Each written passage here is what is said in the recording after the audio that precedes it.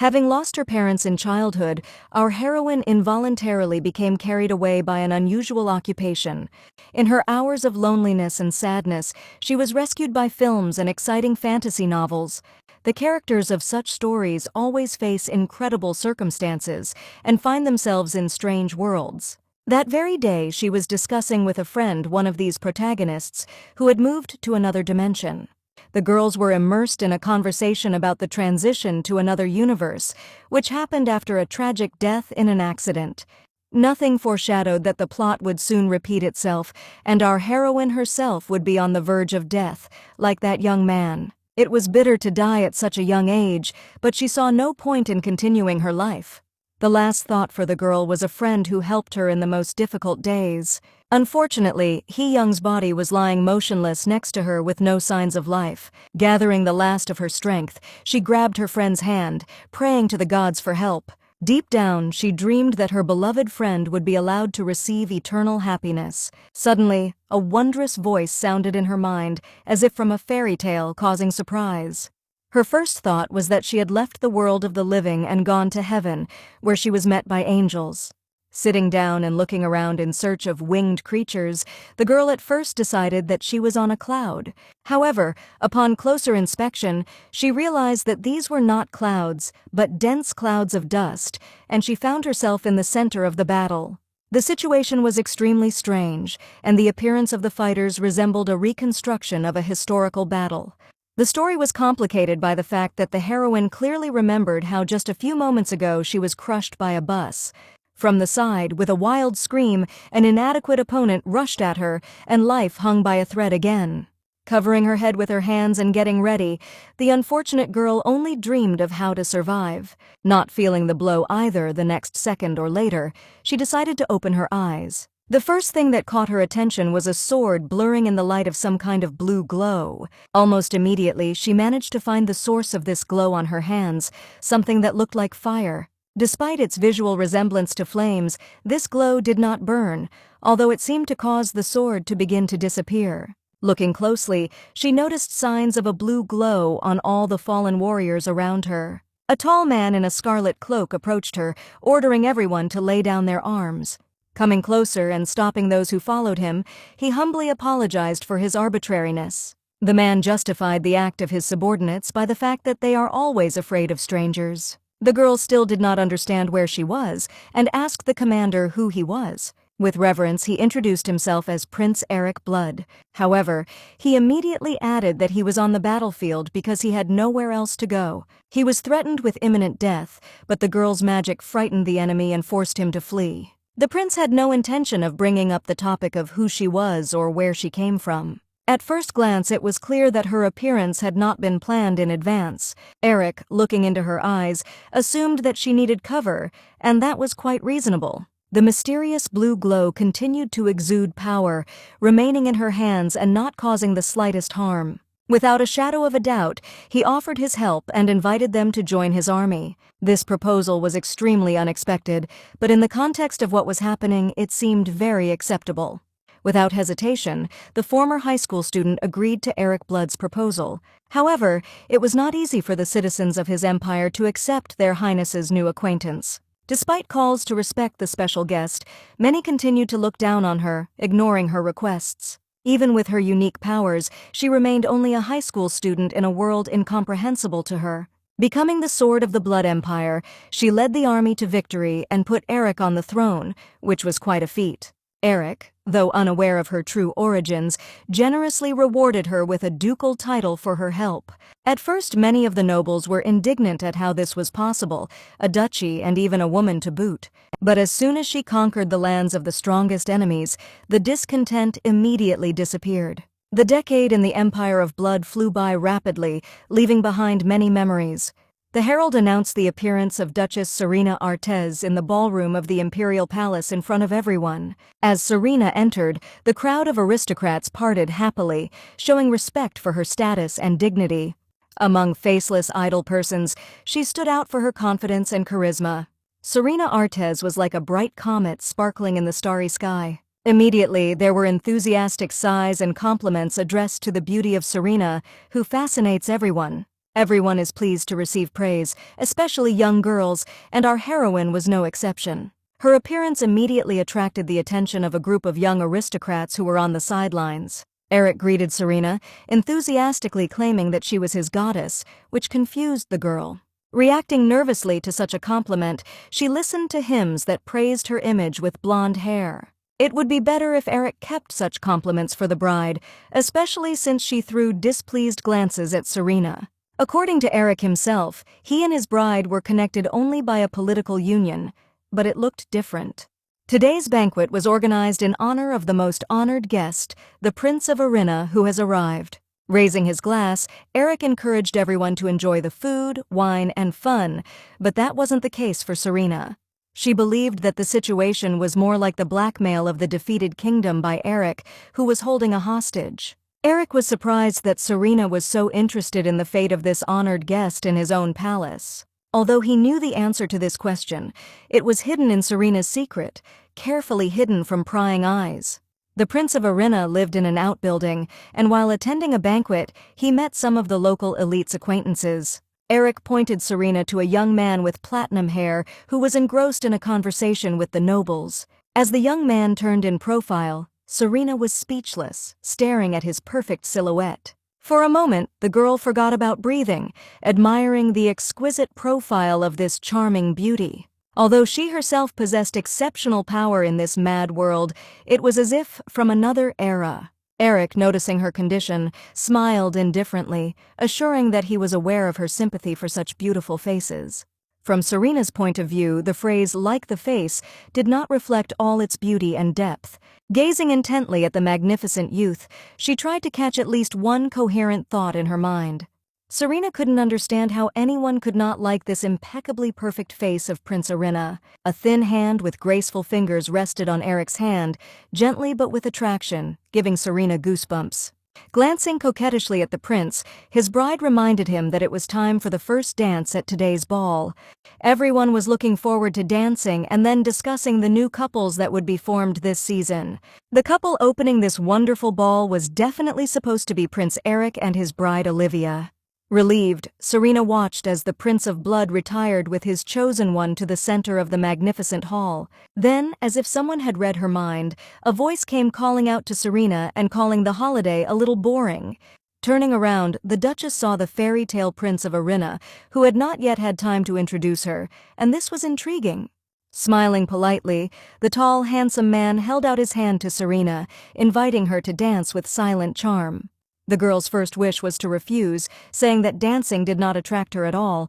Probably, the young man had never faced refusals, because a wave of bewilderment and surprise immediately ran across his face.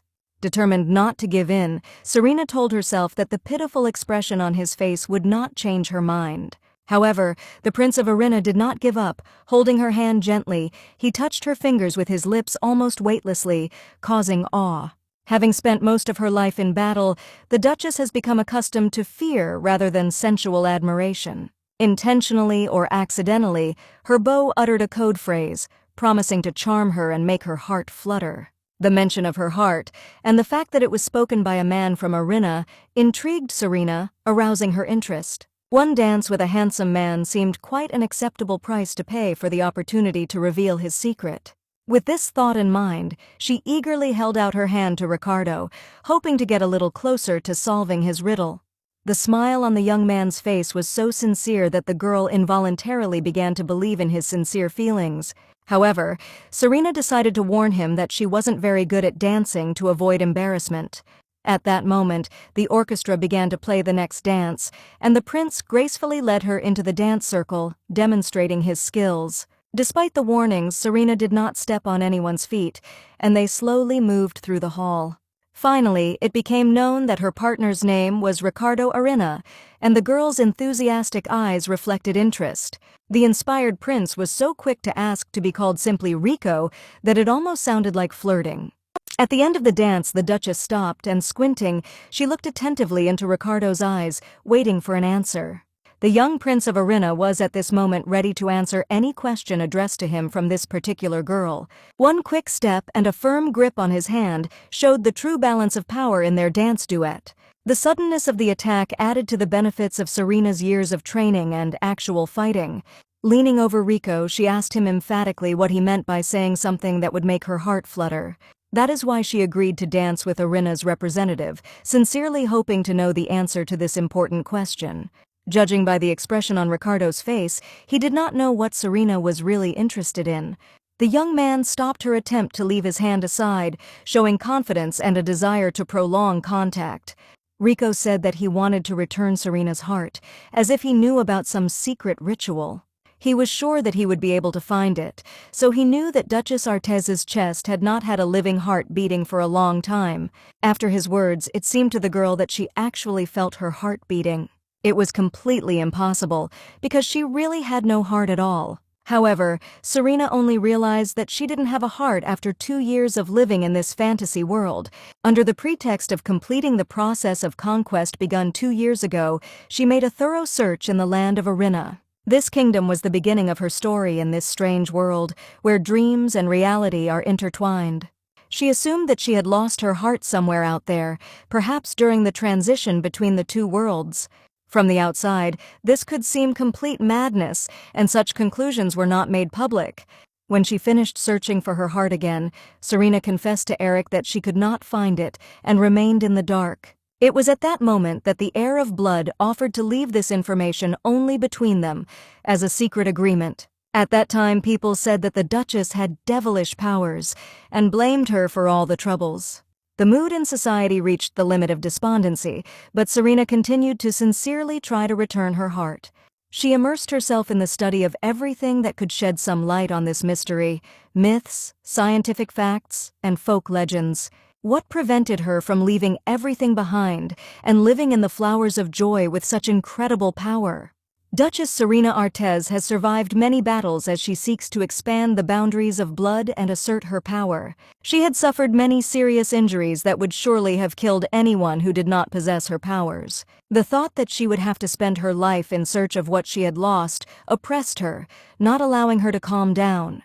She was especially worried about the prospect of being left alone among the crowd that shared her bitterness. This painful reality could drag on endlessly, because now she lived without a heart, like emptiness. Sometimes she was overwhelmed by the desire to return to the ordinary, from which she sobbed so much in moments of anguish. At such moments, she really wanted to become an ordinary person, without having any superpowers. That is why Prince Ricardo's words about wanting her heart back had such a strong effect on her. All the aristocrats present at the ball began to watch, mesmerized by the scene between Rico and Serena. Not understanding what was happening, Ricardo tried to keep up with the girl, as if something important depended on him. Observers wondered if the Prince of Irina had caught the Duchess's attention, or if she was up to no good. Perhaps she dragged him out of the ballroom with such passion in order to kill him without outside witnesses.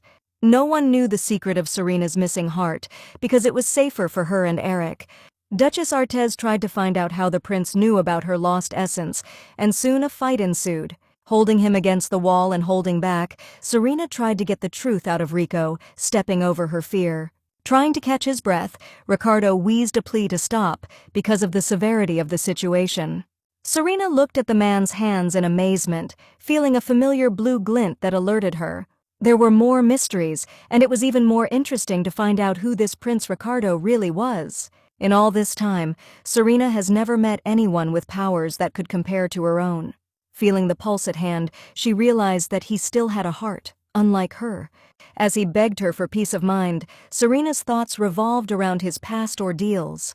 The Prince of Irina began to talk about what had happened to him over a decade ago, captivating her. It was a rather ordinary walk when in the fields of Irina he saw something truly strange and unusual. On the dry ground lay a living heart, radiating a crimson, mysterious light, as if beckoning him. Apart from this bright light, Ricardo did not notice anything suspicious, either in his heart or around him. Curiosity prevailed, and he decided to approach this mysterious object, not understanding the impending dangers. Without hesitation, he touched his heart, and suddenly an uncontrollable force and darkness enveloped him. He felt as if he had fallen into an abyss under the influence of a mighty force. There was a strong feeling that he had fallen into the ground, and the walls of the cave went into endless darkness, leaving him in fear. Trying to catch where he really was, Ricardo continued to look around in this strange space. Turning around, he realized that there was not a wall behind him, but the remains of a huge dragon, as if from a myth. The huge body lay there quietly, showing no signs of life, and he concluded with anguish that the dragon was dead. With bitterness, he realized that he had to take a supply of food with him for unforeseen situations. The time of waiting for help dragged on endlessly, and he felt trapped in a stone trap. To overcome the almost sheer wall, it took incredible effort and determination. The only source of life energy for him was the carcass of the dragon, but a single piece of flesh instantly burned the prince's throat, causing excruciating pain. His eyes darkened, his head began to spin, and he lost track of time. How long he was on the verge of life and death he did not know. Every second he was tormented. But when he came to his senses and opened his eyes, an amazing energy swelled up inside him. In addition to external changes, he felt how internal forces filled him to the brim. And without hesitation, Rico began to climb up the slippery wall, almost without protrusions. At the same time, he did not feel hunger, thirst, cold winter, or heat. A week later, he managed to get to the surface using a vertical passage. Returning to Arena, he spent a couple of years without much worry or anxiety. 2 years later, rumors began that the Duchess of Blood was actively searching for Aaron. Serena was impatient and unwilling to hear about the speed of gossip in Arena. She was much more interested in the question of what was doing the mysterious heart next to the dead dragon. Then Rico wondered what exactly Serena knew about his home country in order to clarify his thoughts. Arena's coat of arms depicts a dragon because, according to legend, the founder gave her heart to them. As a reward, she gained the power of dragons and became able to throw giant boulders with one finger. Ricardo told how, according to legend, she did this, splitting mountains with one blow of her sword. It was the story of Serena's powers, who had once heard this tale but didn't take it seriously. The presence of a living witness changed the perception of the whole situation and its meaning. Serena was ready to go to Arena at any moment, but she was stopped by Ricardo's question. He did not speak of idle gossip, but proposed to the Duchess to marry him. Her surprise was so great that at first she thought she had just misheard. I had to clarify once again whether his proposal was a manipulation for the sake of selling information about the heart. But the young man was adamant. His intention was completely sincere and had nothing to do with the deal. With an innocent expression on his face, Ricardo held her hand as if it were natural. The only thing he asked for was consent to become the husband of Serena Artez. With a loud slap, a fresh newspaper fell on the table with a sensational article about Ricardo and Serena. Lorne Anus, the Baron's daughter and a loyal friend of the Duchess, was outraged by the content of the article. She could not contain her indignation at the fact that the newspaper had written about the meeting on the open terrace. Serena watched her friend with a smile until she was not even about to admit the thought of a date. But while Lorne was planning a lawsuit against the gossips, Serena began to talk about Arena's annals. Ancient history was Lorne's specialty, but she couldn't figure out what interested her friend. Without revealing the secrets of her heart, Serena stated that she just wanted to be culturally enlightened. Legend indicates that the founder of this kingdom gave her heart to the dragon as a sign of love. Although it sounded rather strange, everyone accepted this story on faith, not doubting its veracity. After telling her beloved friend this legend, Lorne decided to find out what really happened at the ball. With a completely calm face, Serena said that nothing unusual was happening on the terrace. Noting her indifference, she added that Ricardo simply made her a marriage proposal. She looked at her friend's stunned face. Serena calmly clarified that he had told a lot of interesting things. Recalling that episode, Serena noted that everything looked very strange and completely unexpected. When she heard the marriage proposal, her first thought was to send Rico to a psychiatrist for treatment. After collecting her thoughts, she came to the conclusion that Ricardo was incredibly cute, but also insanely stupid. However, the young man managed to stop her, insisting that his offer would satisfy her wishes. He assumed that after his story, Serena would definitely go to Arena in search of adventure, which was quite natural, and in fact she was really thinking about how to get there. However, according to Ricardo, it will not be as easy a task as she imagined. Every expedition requires preparation, and the girl decided to study all the details before acting. The difficulties were related to what happened in Arena after Rico's return from the mysterious cave. On the terrace of the imperial palace, Prince Irina revealed to Serena the nuances of his return after many days. His absence lasted for several days, and the courtiers began to worry about his fate. Perhaps he died. When the prince returned, everyone was overwhelmed with joy, but those who were attentive noticed some strange behavior. Observing the dark radiation that sometimes enveloped the prince, people began to talk about curses and witchcraft. At that moment, a mysterious lady with her face covered with a fan entered the reception room, attracting everyone's attention. The slender brunette, ignoring the motionless courtiers, moved straight towards Ricardo, taking advantage of her position.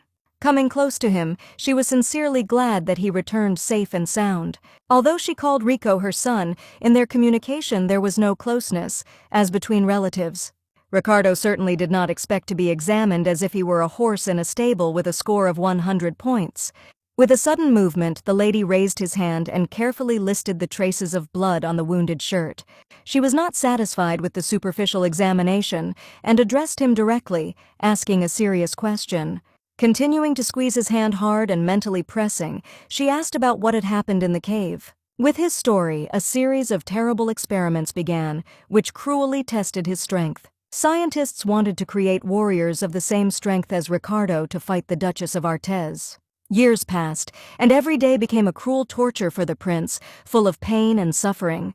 The experiments only stopped when Rico lost his dragon powers and the war came to an end. Now Irina is a closed residence of the queen, where no one is allowed without an invitation. Therefore, even a duchess like Serena finds it difficult to get to these lands, despite her status. However, things could have been completely different if Ricardo and Serena had already been married.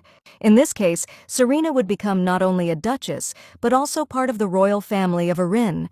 Ricardo had lied when he had spoken of the loss of his powers, for she had seen them manifested with her own eyes. He confirmed his lie, realizing that this was the only way to stop the terrible experiments on himself. After telling his story, Prince Irina repeated his marriage proposal, hoping for her consent. Then, standing on the terrace and assessing the risks, Serena thought about the consequences of such a decisive step. The advice of a loved one can be extremely helpful, and she decided to ask Lorne about her decision. If necessary, she can always make Ricardo pay for his unwise actions and words. Lorne listened, remaining completely motionless, and only when Serena asked her shuddered from surprise. The Duchess had no idea of Rico's whereabouts, whereas Lorne knew that he was in the imperial palace. Serena's irrepressible energy made her instantly prepare for the imperial palace in a hurry. Baroness Ains was puzzled, not understanding what was the reason for her friend's rapid haste. Extremely pleased with herself, Serena announced that she was going to accept Rico's offer. No sooner said than done, the Duchess was discussing with Eric how much she was attracted to Ricardo. Eric, reacting indifferently, advised her to marry Rico if she really wanted to. This approach was unexpected for Serena, who did not expect approval of her plans from Eric. The prince insistently reminded that this was exclusively her decision. No one would dare to express dissatisfaction. In addition, Serena could always dissolve both her marriage and her engagement to Prince Ricardo, if she decided. Prince Eric reacted to this turn of events with sincere joy, which surprised him. Serena was surprised by his statement, as he had just insisted on her marriage if she wished it. However, Eric knew the girl too well and knew that he would not be able to stop her, despite his worries. Serena informed him that with each passing day, her emotions were becoming less and less vivid, as if they were fading. The Duchess's unemotional state worried Eric more and more, making him feel threatened. Sometimes it seemed to him that such lack of emotion could lead to real problems and troubles. He worried that Serena might never know true love, and he hoped for Ricardo. But the girl interrupted the prince, confidently repeating that she had no feelings for Ricardo. Trying to figure out her motives, Eric asked if she was really interested in Rico or not. The prince's question made Serena wonder if her wish was just a financial deal. Realizing that the long time she spent with him had given Eric the opportunity to get to know her very well, she gave up. There was no turning back, and she decided to voice her request, which might seem a little crazy to him. Softening her tone a bit, Serena informed Eric of her request, perhaps a little unpleasant. The prince was ready to fulfill any request, because everything she wished meant to him. However, Serena's request turned out to be so unusual that she was even embarrassed to voice it aloud. Eric's first reaction was to shout that Serena seemed to have really gone crazy with such a proposal. And although he urged her to talk about anything except for this, the girl continued to insist on a profitable sale. Forgetting about billiards, Eric continued to pace around the office, trying to realize what kind of performance it was. After a tense conversation with the Prince of Blood, Serena made her way to the outbuilding of the Imperial Palace. Standing in front of the door of Ricardo's chambers, the girl thought about where to begin this difficult, important conversation. At a knock at the door, it was unexpectedly opened by Ricardo himself, although she believed that his servants were supposed to do so. Rico gladly met Serena and immediately invited her to go to his chambers with a kind smile. Serena decided to clarify where Ricardo's servants, who usually opened the doors in the palace, had disappeared. However, the young man said that he does not like it when there are too many unnecessary people and faces around. Serena recalled the moment when she once tried only to scare a fly away from a servant and knocked him out. Although no one lost consciousness from his blow, such cases still happened in Ricardo's past. They were similar. Both were endowed with the power of a dragon and could accidentally harm others at any time. Be that as it may, Serena came to Ricardo with the intention of ending the conversation that had begun at the ball. Rico understood Serena's feelings, because such an unexpected proposal could shock anyone. He offered to draw up a contract in advance, which would stipulate all the conditions of the future marriage. In fact, Serena hadn't thought about it yet, and she was curious to know Rico's suggestions. In particular, he noted that if Serena wanted to have a lover, he would not oppose it. The girl sat amazed and listened silently, not knowing what else her possible fiancé could offer. Meanwhile, Ricardo continued to talk about what he was willing to endure for the sake of satisfying her desires. The bride tried to figure out who the prospective groom took her for with such proposals. Not wanting to go into details, Serena agreed to the terms that Ricardo laid out. Breaking the marriage contract, the Duchess promised to agree to the proposal, but with one important condition. She was interested in an honest explanation of what Ricardo expected to get from marrying her. She also wanted to understand Prince Irina's true purpose when he asked her to marry him. Rising from the comfortable couch, Serena spoke of the feeling that Rico had conspired with Queen Irina. It would be much easier to assume that he intended to use Serena rather than marry her. After all, it was her power that caused Ricardo to endure suffering in the experimental laboratory for many years. And it is logical to imagine that his true desire is not in marriage, but in revenge for past offenses. Although Serena's accusations were well-founded, Ricardo did not look away.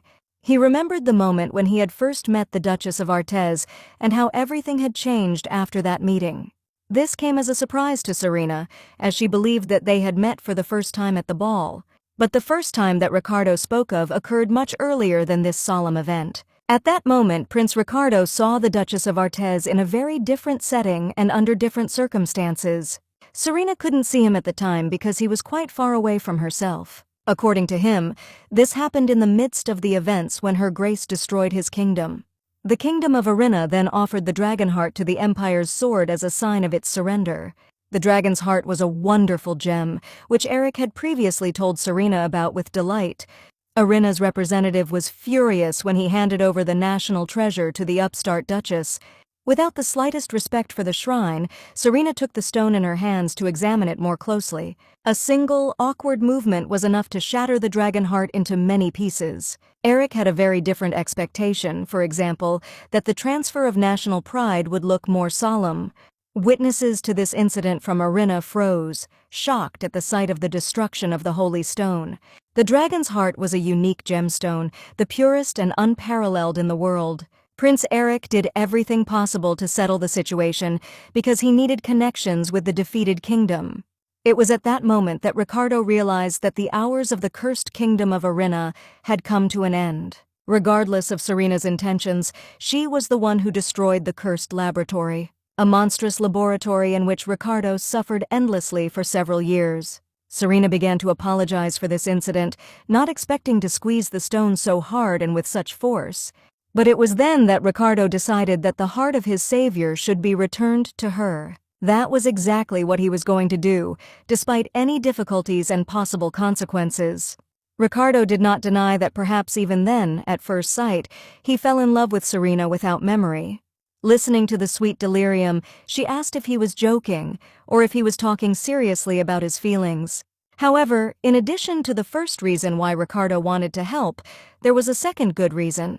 He wanted Serena to take it as a trophy and successfully invade the kingdom of Arin.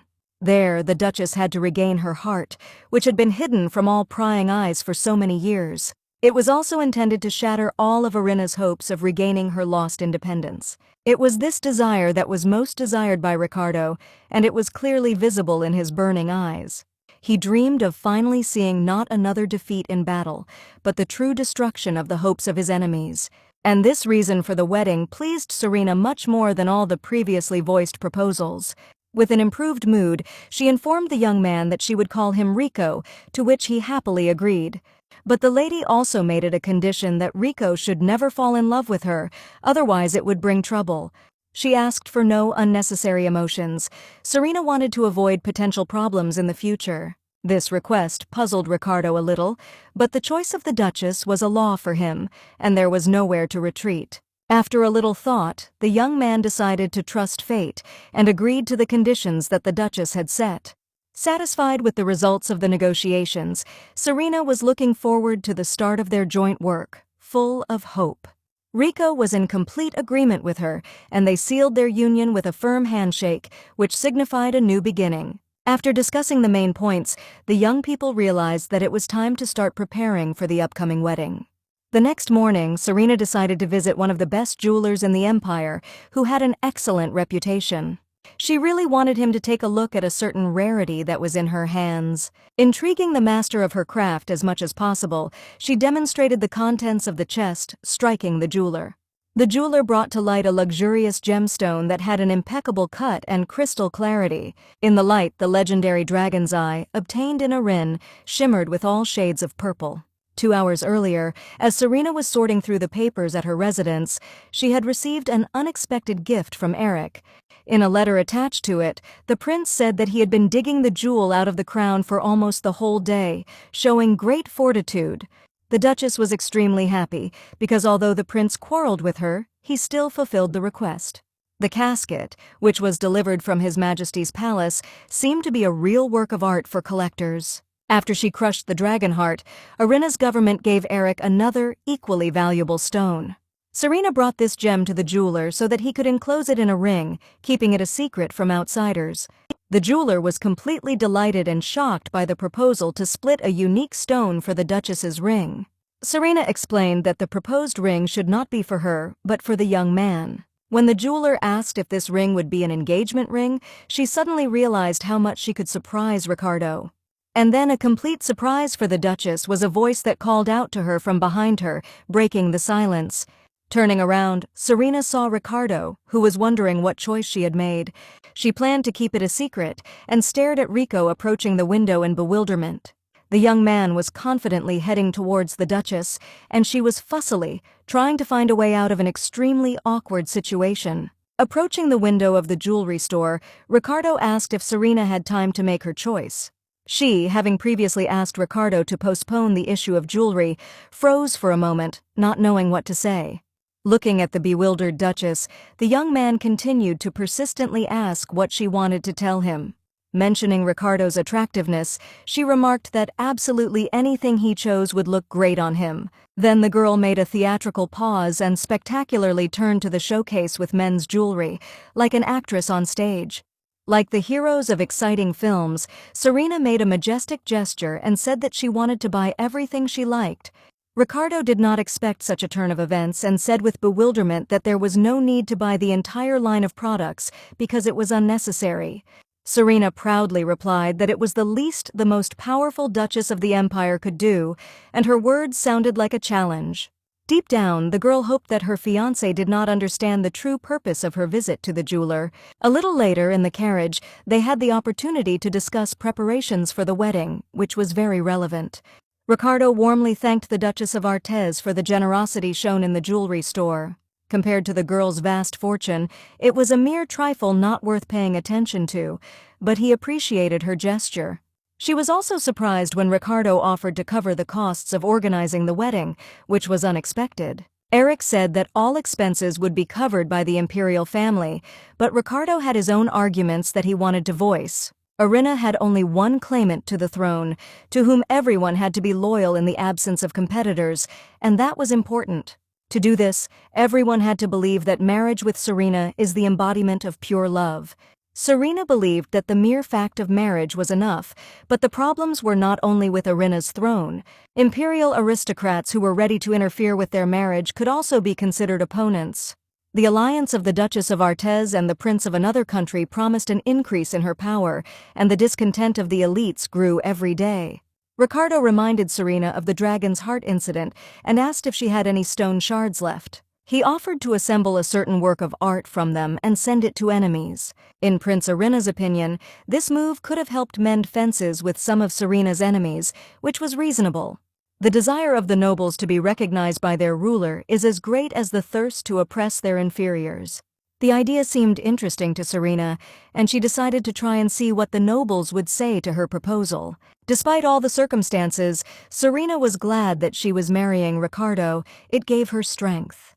Prior to the ceremony, Rico suggested that the servants be allowed to discuss the wedding without restriction, enlivening the atmosphere of anticipation. The Prince of Irina knew full well that rumors were far more powerful than many people realized. Then he noticed a pile of gifts that was stacked at the back of the carriage, and this aroused his curiosity. Ironically, Serena remarked that this was just a confirmation of the power of the rumors that Rico was talking about. If there is an intention to really enter high society, then it is necessary to use rumors and gifts. The power of human greed, curiosity, and love of gossip should never be underestimated, because these are important factors. Serena decided to visit the Countess of Fersch without warning, which was quite brave. The butler assured her that the hosts would be flattered by the Duchess's visit and escorted her to the reception rooms. The day before, Ricardo said that he had been invited to an evening of poetry reading for lovers, promising an atmosphere of romance. As a prisoner from another country, the Prince of Irina quickly became accustomed to the high society of the empire, which really impressed Serena.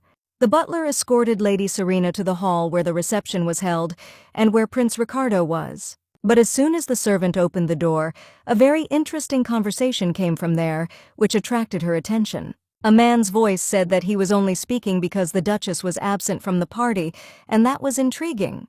Prince Rico's interlocutor claimed that everything, starting with the first meeting with Serena, was planned by him in advance. Ricardo calmly drank his tea as he was interrogated about what was more important, Serena's love or her status, and it was funny. Finally, placing the cup on the saucer, he declared that he had never, not once, lied to the Duchess, and this sounded very confident. In addition, Rico noticed in the man's attacks a contemptuous attitude towards Serena's decision, which outraged him. But when the aristocrat said that the Duchess didn't deal with men that often, Serena just snorted. Ricardo was surprised to find that he understood where the bride was and could hear her, which was surprising. The dragon powers were indeed astounding, and they could hear each other from a distance. Accepting this fact, Ricardo touchingly declared that he and the Duchess had the same feelings for each other. As expected, socialites continued to test Rico's strength and asked for details of their relationship. To this, the Prince of Irina could say that Serena had always treated him with unimaginable kindness, and it was quite natural for him to fall in love with this girl at first sight, which sounded romantic to many. The prince's words made an impression on the enthusiastic ladies, but many men were dissatisfied. At this point, Serena decided to appear on stage and entered the poetry salon, which became the place of discussion. Entering, she immediately stopped the objections by admitting that she knew that her act was beyond the bounds of decency. But she turned things around in such a way that she had an urgent need to kidnap one of the guests of the evening, which was unexpected.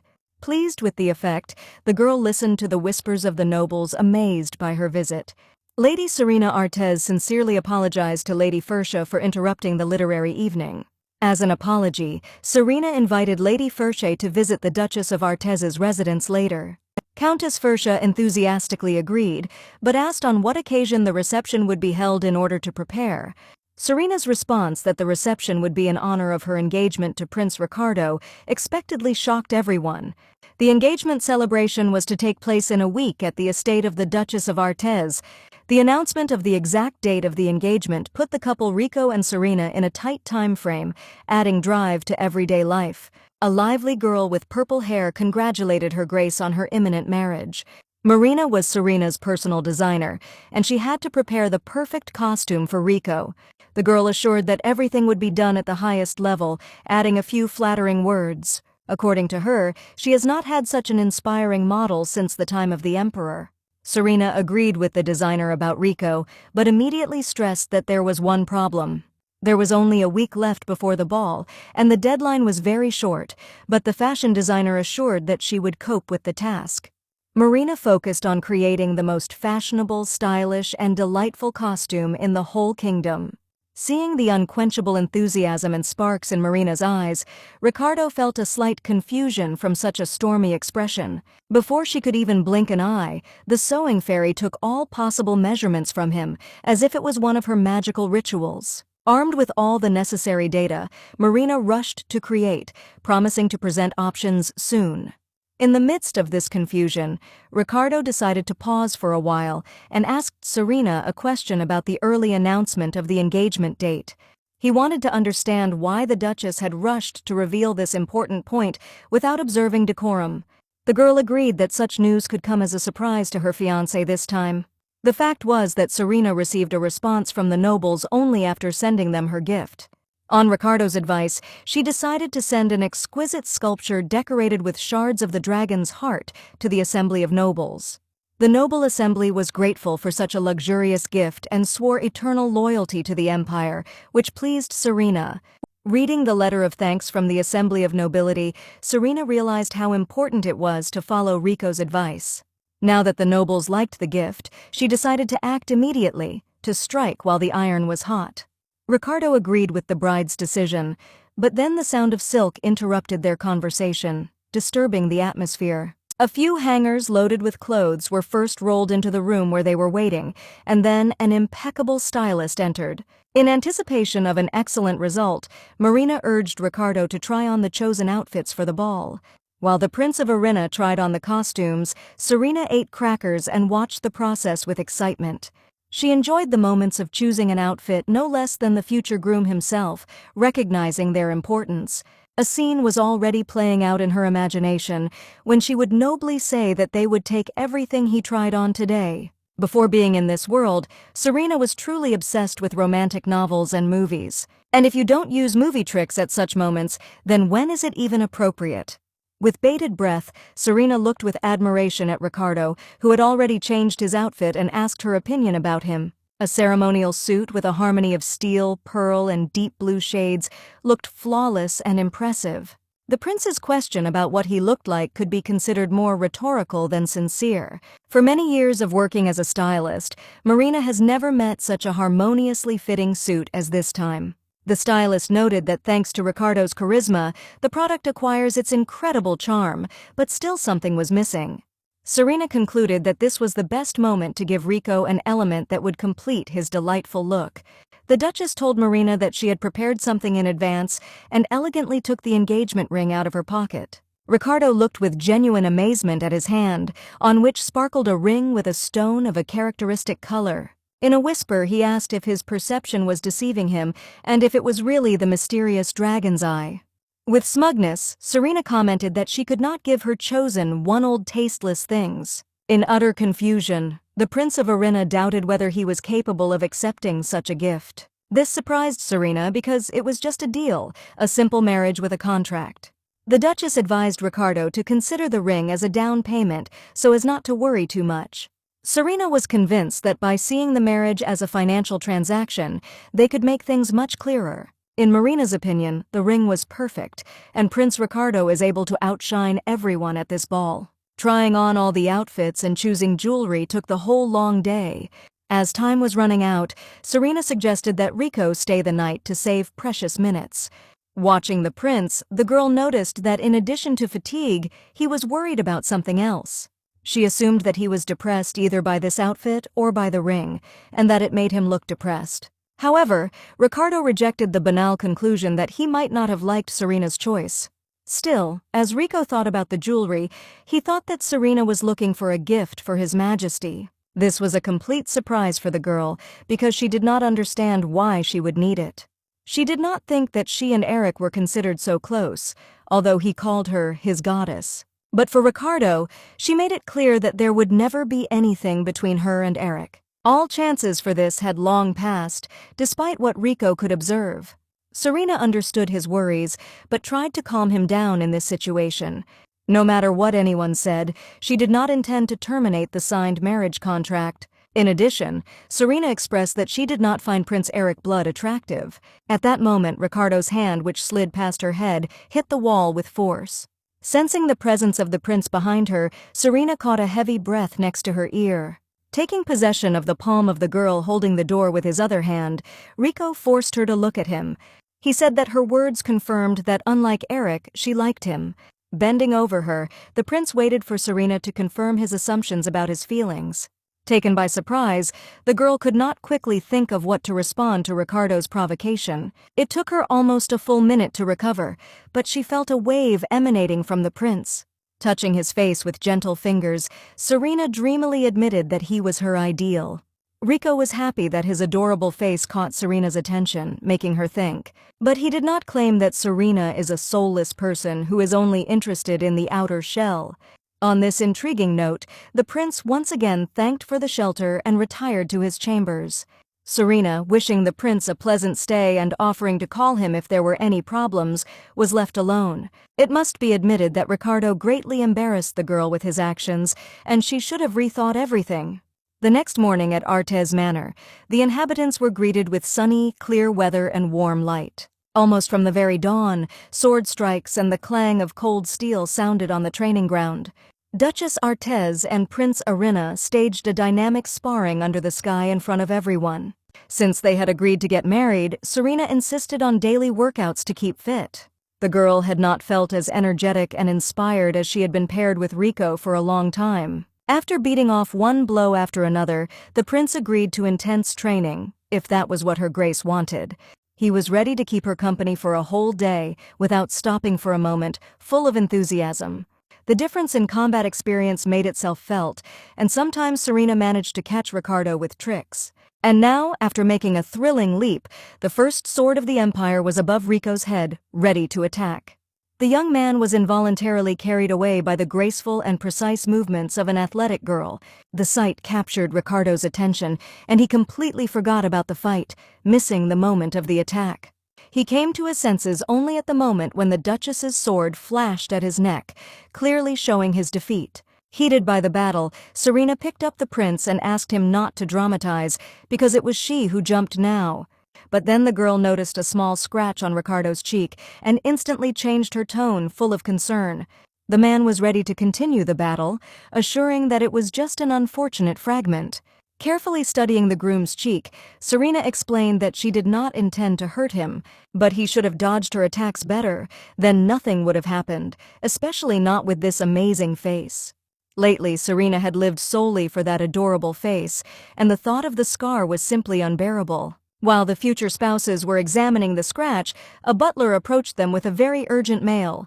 On a glittering tray lay His Majesty's reply to the invitation sent by Serena. Surprised, Serena quickly opened the envelope when she heard Ricardo say that he was expecting Eric at their wedding. Her impatience was quickly replaced by deep disappointment as soon as Milady read the letter. A few dry lines were completely polite, but they announced that Eric would not be at the ceremony.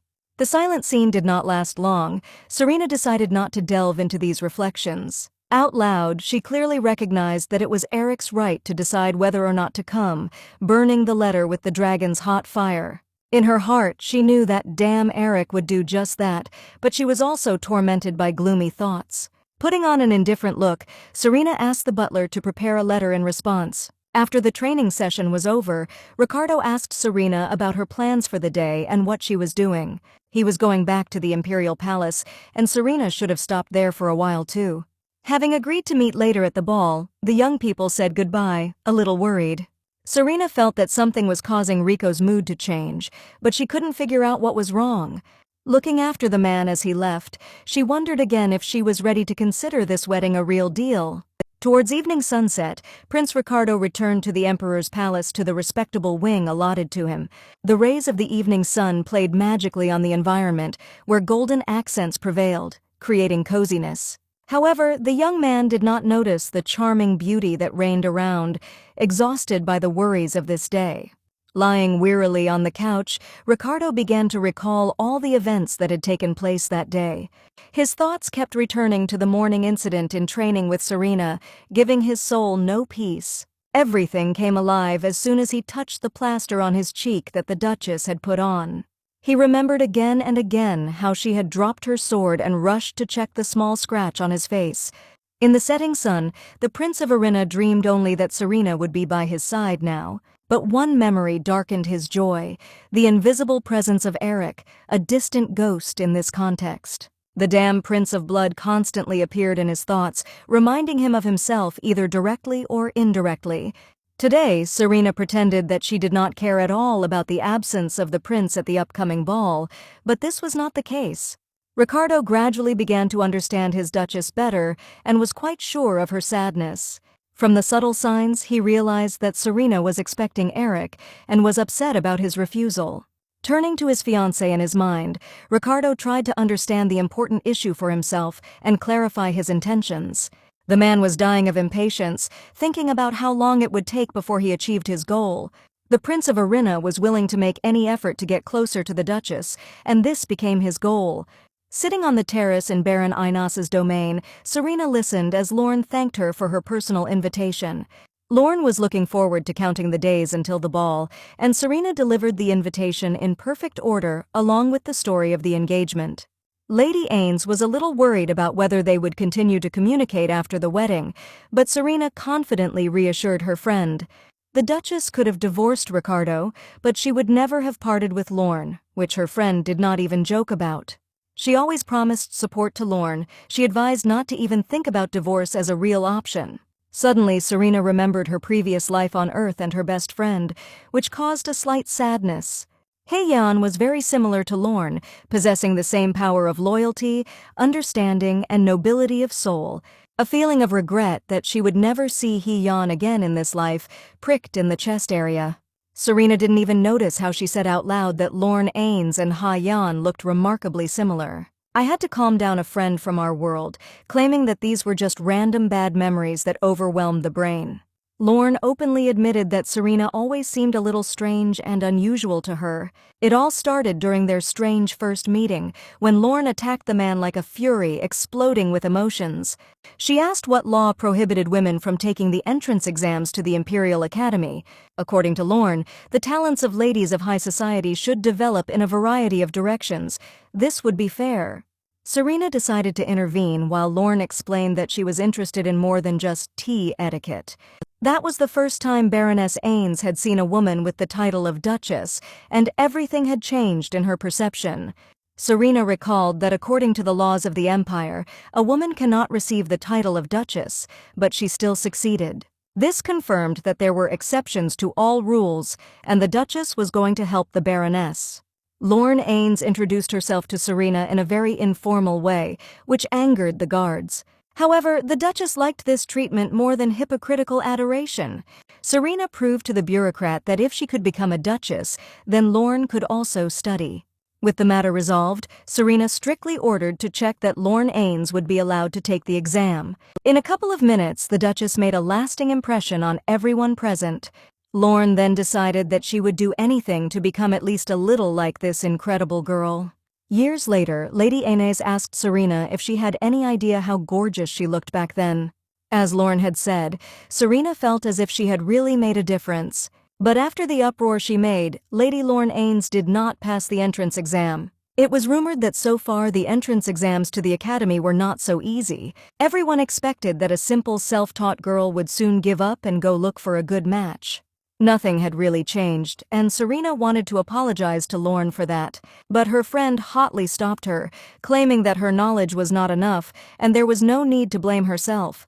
Serena believed that the only thing her friend lacked was the support of loved ones, but Lorne persevered in her studies, imitating the characters in the books she read. In a world where everyone was afraid of Serena, Lorne was one of the few who was free of prejudice. Serena and Lorne were as easy as they had been in Hyun's company. The Duchess admitted to herself that she felt just as comfortable in the company of Rico, and it wasn't just about Prince Irina's handsome, captivating appearance. By marrying Ricardo, she could find an understanding assistant who had the same powers. Over a cup of fragrant tea in the company of her best friend, Serena thought about the reasons for her interest in him. She had several guesses why Ricardo had been so intriguing to her since the first meeting. Then her attention was attracted by Lorne, who noticed that her friend was not listening to her funny stories at all. Hearing Serena think about Ricardo, Lorne pouted, thinking that their friendship was more important than anything in the world. In the evening, Artes Ricardo visited the Duchess's residence in person to deliver an important message to her. The letter was sent from Irina and decorated with the wax seal of the royal house. Serena was amazed that Rico had come himself to hand her this mysterious letter, but he told her that there were reasons why they should open the envelope alone. With that, Ricardo placed his warm hand on Serena's arm, showing his support. He reminded her that they would soon become spouses, and there was a lot to do as a couple together. Surprised, Serena nodded and saw that the letter was from Queen Rita, Rico's adoptive mother, and her heart was beating faster. As soon as she broke the wax seal on the letter, she was stopped by a sharp cry from Ricardo, full of anxiety. From the open envelope, the sweet aroma of delicate roses instantly spread, filling the room. Rico tried to say something, but Serena herself realized that the letter was impregnated with a poisonous substance. Dropping the dangerous envelope on the tray and removing the gloves she was touching the letter, Serena turned to Rico. She didn't think he was surprised, and the prince confirmed that such situations happened quite often. Rico had survived many assassination attempts in his time, but Serena didn't look particularly shocked either. Serena has confirmed that the inhabitants of the defeated kingdoms are constantly threatening her, scattering threats behind her back. Returning to the letter, they found that news of the prince's marriage had reached Irina, and the king was delighted, but the hidden meaning was that the idiot king approved of the union, and the nobility was strongly against it, and Rico needed to forget about the throne. Ricardo managed to win the heart of the Duchess, but he did not dare to encroach on Rita's kingdom, such was her ultimatum. Serena was furious, and Ricardo, who was accustomed to Rita's antics, advised her not to pay attention to this. The letter touched the girl's feelings so much that she unwittingly summoned dragonfire. Even at the risk of angering Queen Irina, the Duchess was willing to do anything to make the wedding happen, for it was her dream. At last the day came when she was impatiently trying on the dress she had prepared for Duchess Serena Artes. Up until that point, Serena had thought she would feel awkward in the dress, but it turned out to be gorgeous. Indeed, money could buy happiness if it was so exclusive and hand-sewn. The dressmakers were sure that Lady Olivia would not be able to outshine Serena at the engagement ball. However, Serena thought it was excessive, because if Eric didn't come, Olivia probably wouldn't be there either. Knocking lightly at the door, Ricardo politely asked permission to enter the chamber where the dress was being tried on. The strict achromatic suit fit Rico perfectly, emphasizing his masculine figure, and it was obvious to everyone. Serena couldn't help but compliment her fiancé's appearance as she watched him feel embarrassed by her words. Ricardo returned the compliment to the bride, assuring her that she looked much better than him, to which she rather agreed. At that moment, the prince noticed in the hands of the maids the already familiar chest with jewelry. After inspecting the contents, Rico approached Serena with a request, offering to help her with the necklace, and she agreed. Fastening the gold clasp on her delicate neck, he noticed that all the jewelry suited her incredibly well. Bending down to Serena's ear, Ricardo, like a demon tempter, asked her a question in a gentle whisper. He wondered if she believed it would make the same delightful piece of jewelry for her as this necklace. Intercepting his hot hand, Serena confirmed with confidence that it would definitely come true and succeed. No suitor in the world, in her opinion, would look better with her than Ricardo. According to Rico, Serena quickly learned to skillfully flirt with him, and this gave him confidence. At this moment, the girl wondered how long he was going to address her officially with the title. As might be expected, the ball in honor of the engagement of the Duchess of Artes caused an unprecedented stir in the world. The most worthy representatives of high society were invited, and they shone, marked by the attention of Her Grace. Among the guests, Duke Zenith, a member of the noble house itself, stood out as a bright figure. Before the reception began, the guests were walking in a beautiful park, and a rumor about a carriage spread among them, causing excitement. Seeing the imperial emblem, some might have thought that Eric had changed his mind, but the bride arrived without him. Lady Olivia stepped out of the carriage, gracefully picking up the hem of her ceremonial attire. The Duke of Zenith greeted Olivia warmly, realizing that quite a while had passed since their last meeting. Making small talk, the Duke declared that no land in the Empire could compare with his magnificence. And it was Duke Zenith who started a conversation with Olivia about the stone that adorns Prince Ricardo's wedding ring. At that moment, Lady Artez called out to them, approaching Olivia and the Duke with the groom. The young couple gave the impression that they had stepped out of the pages of an ancient fairy tale and looked great. The couple warmly greeted everyone who gathered for the engagement celebration with genuine smiles. Taking his glass, the Duke began to toast to Lady Artez's status and her significant contribution to the Blood Empire.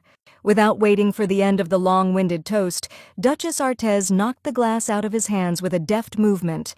Serena's gaze immediately became menacing, and the atmosphere around her heated up to the limit. Duke Zenith, not understanding the situation, first of all asked perplexed questions to the Duchess of Artez.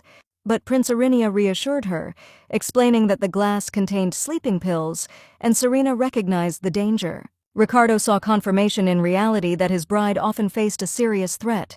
Serena tried to find out which assassin had been able to sneak silently into her territory on such a joyous day.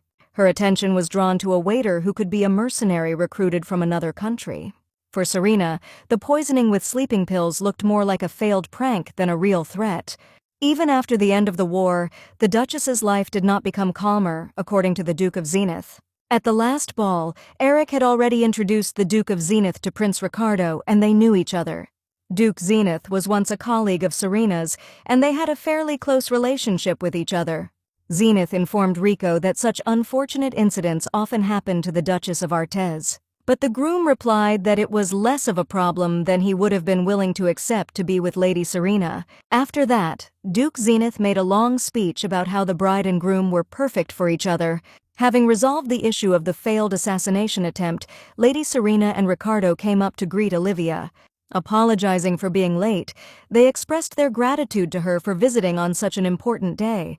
The whole hall watched the conversation between Serena and Olivia in surprise, because everyone knew about their strained relationship. Olivia did not miss the opportunity to hint that His Majesty did not have the opportunity to attend the feast. Looking at the rings in the hands of the lovers, Olivia noticed that the dragon's eye was a gift from Eric. The gem was presented to Serena personally, but Eric had no idea that it would be returned to the Prince of Arena. Olivia's words sounded extremely tactless and violated all the rules of decency, increasing the awkwardness in the hall. No one expected Lady Olivia to be so straightforward, and bewildered whispers crept through the room. Lady Serena soon tried to explain the situation, but the guests were already discussing the rings with Arena's only gift. Olivia continued to ask Ricardo what it was like to win the heart of the Duchess Artez, and along with his marriage to the Duchess, Ricardo could have returned the national treasure without giving anything in return. Hiding her attacks behind elegant words, Olivia actually accused the prince of meanness and hypocrisy. But with a nobility worthy of a true hero, Ricardo did not agree with her interpretation of events. He reminded Olivia that he and Serena were now engaged, and that everything important to them was common. Therefore, it could be said that she also remained the owner of the dragon's eye, not just him. For Ricardo, the mere opportunity to live next to the legendary Duchess of Artez was the greatest honor and blessing. After these revelations, those present began to discuss how much the prince was besotted by Serena and her charms. Usually, they boasted about their feelings at the ceremony, but in this couple, everyone saw a clear and sincere interest in each other. Therefore, Serena and Ricardo thanked everyone who accepted their invitation and came to this magnificent ball. Wishing everyone a pleasant evening and wonderful entertainment, the hosts of the evening began the long-awaited holiday, and the couple wished some guests a quiet journey home, hinting at the desired departure. After greeting everyone present, Serena and Ricardo retired to their private chambers, where there was no room for outsiders. Lady Artez drew attention to the fact that, despite the unpleasant events, her future husband was still satisfied with the situation. He was pleased to know that she was not afraid to protect him in front of the flower of the aristocracy. Without malice, Serena asked if he was really pleased with any little thing or even a sign of attention from her. Ricardo believed that he would never forget this ceremony, which brought him closer to the beautiful Lady Serena. Each of them, looking at the festive fireworks in the park, indulged in their thoughts and experiences. Sometimes things don't go the way we thought they would, and soon Serena was raging in Eric's office. An enraged fury, she smashed His Majesty's office and scolded the noble house. They have so willingly accepted the dragon's heart, but they stubbornly refused to approve of her engagement to Ricardo. Eric tried to calm Serena because his own wedding had not been approved either, and more than a year had passed. But Serena knew that Eric was not particularly eager to get married, so he looked at everything that was happening indifferently. She trusted Duke Zenith and had even saved him from great trouble once, and his refusal had wounded her like a knife in the back. Eric tried as best he could to justify the Duke, because it is really not easy and risky to go against the nobles. Jokes aside, Eric asked Serena not to cross the boundaries of revenge, where he could no longer help her. When Serena was about to leave the prince's office, he informed her that Olivia wanted to meet her. He did not know the true reason for the meeting. The bride simply asked him to convey to Serena a request for a meeting. Lady Olivia's true intentions made her think, because she had always been ill-disposed. The Duchess joked with pleasure that Eric was already running errands for the future empress, to which he asked Serena not to forget about the fact that she herself once refused this place. Overwhelmed by the memories, Serena stopped in place, remembering how things had been a few years ago. Further, the pleased Prince of the Blood watched Duchess Artez's mental turmoil, smiling to himself. Serena was indignant that her boss and friend Eric Blood would remind her of these long-ago events. Once upon a time, the fact that the young lady received the ducal title shocked the aristocrats. However, obtaining a title did not automatically give the power that would allow all whims to be fulfilled. Serena knew full well that she couldn't really get everything she wanted. It was then that Eric offered Serena to become empress in order to gain the power she dreamed of. Dumbfounded, Serena listened to the prince's plan, according to which she would definitely have the same power, and Eric could have shielded her from those duties that did not interest her at all. The Prince of the Blood spoke absolutely seriously and sincerely offered her to take the place of the Empress. Then Serena could not accept Prince Eric's offer. But now, trying to soften the blow, she said that she had been too young and inexperienced then. Hearing this, Eric instantly turned the conversation to the fact that now everything had changed and they had grown up. But Serena divided the responsibility between the two, recalling that the prince was then immature in a relationship. She always built a stone wall between them as soon as she touched on this issue. Serena Artez seemed to put up warning signs prohibiting passage further. Returning to the pressing questions, Serena asked what exactly Olivia was saying. Disappointed, Eric passed on a request from Olivia to accompany her over traditional tea. The invitation also included Prince Ricardo, which was quite surprising. At first, Serena thought that Olivia would want to apologize for that strange trick at the ball. At first glance, the invitation did not contain anything suspicious, and Serena asked for her consent. The next day, having carefully prepared, Serena and Ricardo visited Olivia's residence. Sitting in the bright living room, they thanked the heir's bride for the time allotted. Lady Olivia, in turn, expressed the hope that they would treat her recognition with understanding. Trying to hide her true emotions over a cup of tea, Serena listened attentively to Olivia's words. The confession was interesting and very exciting, although it is still not clear what it was about. Playing with her elegant fan, Olivia confirmed that it was really about her confession. Instinctively, Ricardo covered his future wife with his body, suspecting that it would be an assassination attempt again. But Olivia shocked the couple again by wanting to confess her love for the Duchess of Artez. Coquettishly playing with her fan, the Emperor's bride confirmed that the young people had not misheard. Serena and Olivia have always had a bad relationship, and suddenly she makes such a confession. Glancing at the red-haired beauty, Lady Artez tried to understand what she really wanted. A little shy, Olivia said that perhaps Serena did not remember their first meeting. As a very young debutante taking her first steps in high society, she already respected Lady Artez. Then the heroine Serena Artez became the idol of all young girls of high society. It could not be otherwise because they all saw their goal only in finding a successful game for themselves. And Serena was not interested in a successful marriage, which would ensure status in society. A brilliant woman who had an entire duchy in her hands and was not inferior in influence to anyone but the emperor. At that time, everyone hoped that it was Serena who would become the empress, and changes would come to the empire thanks to her influence. All this was very surprising to Serena, and she wondered what exactly this story was about. But then Ricardo entered the conversation, who suggested that it was all about their engagement and proposed wedding. After all, if Lady Serena marries and starts a family, then she will probably remain in the empire.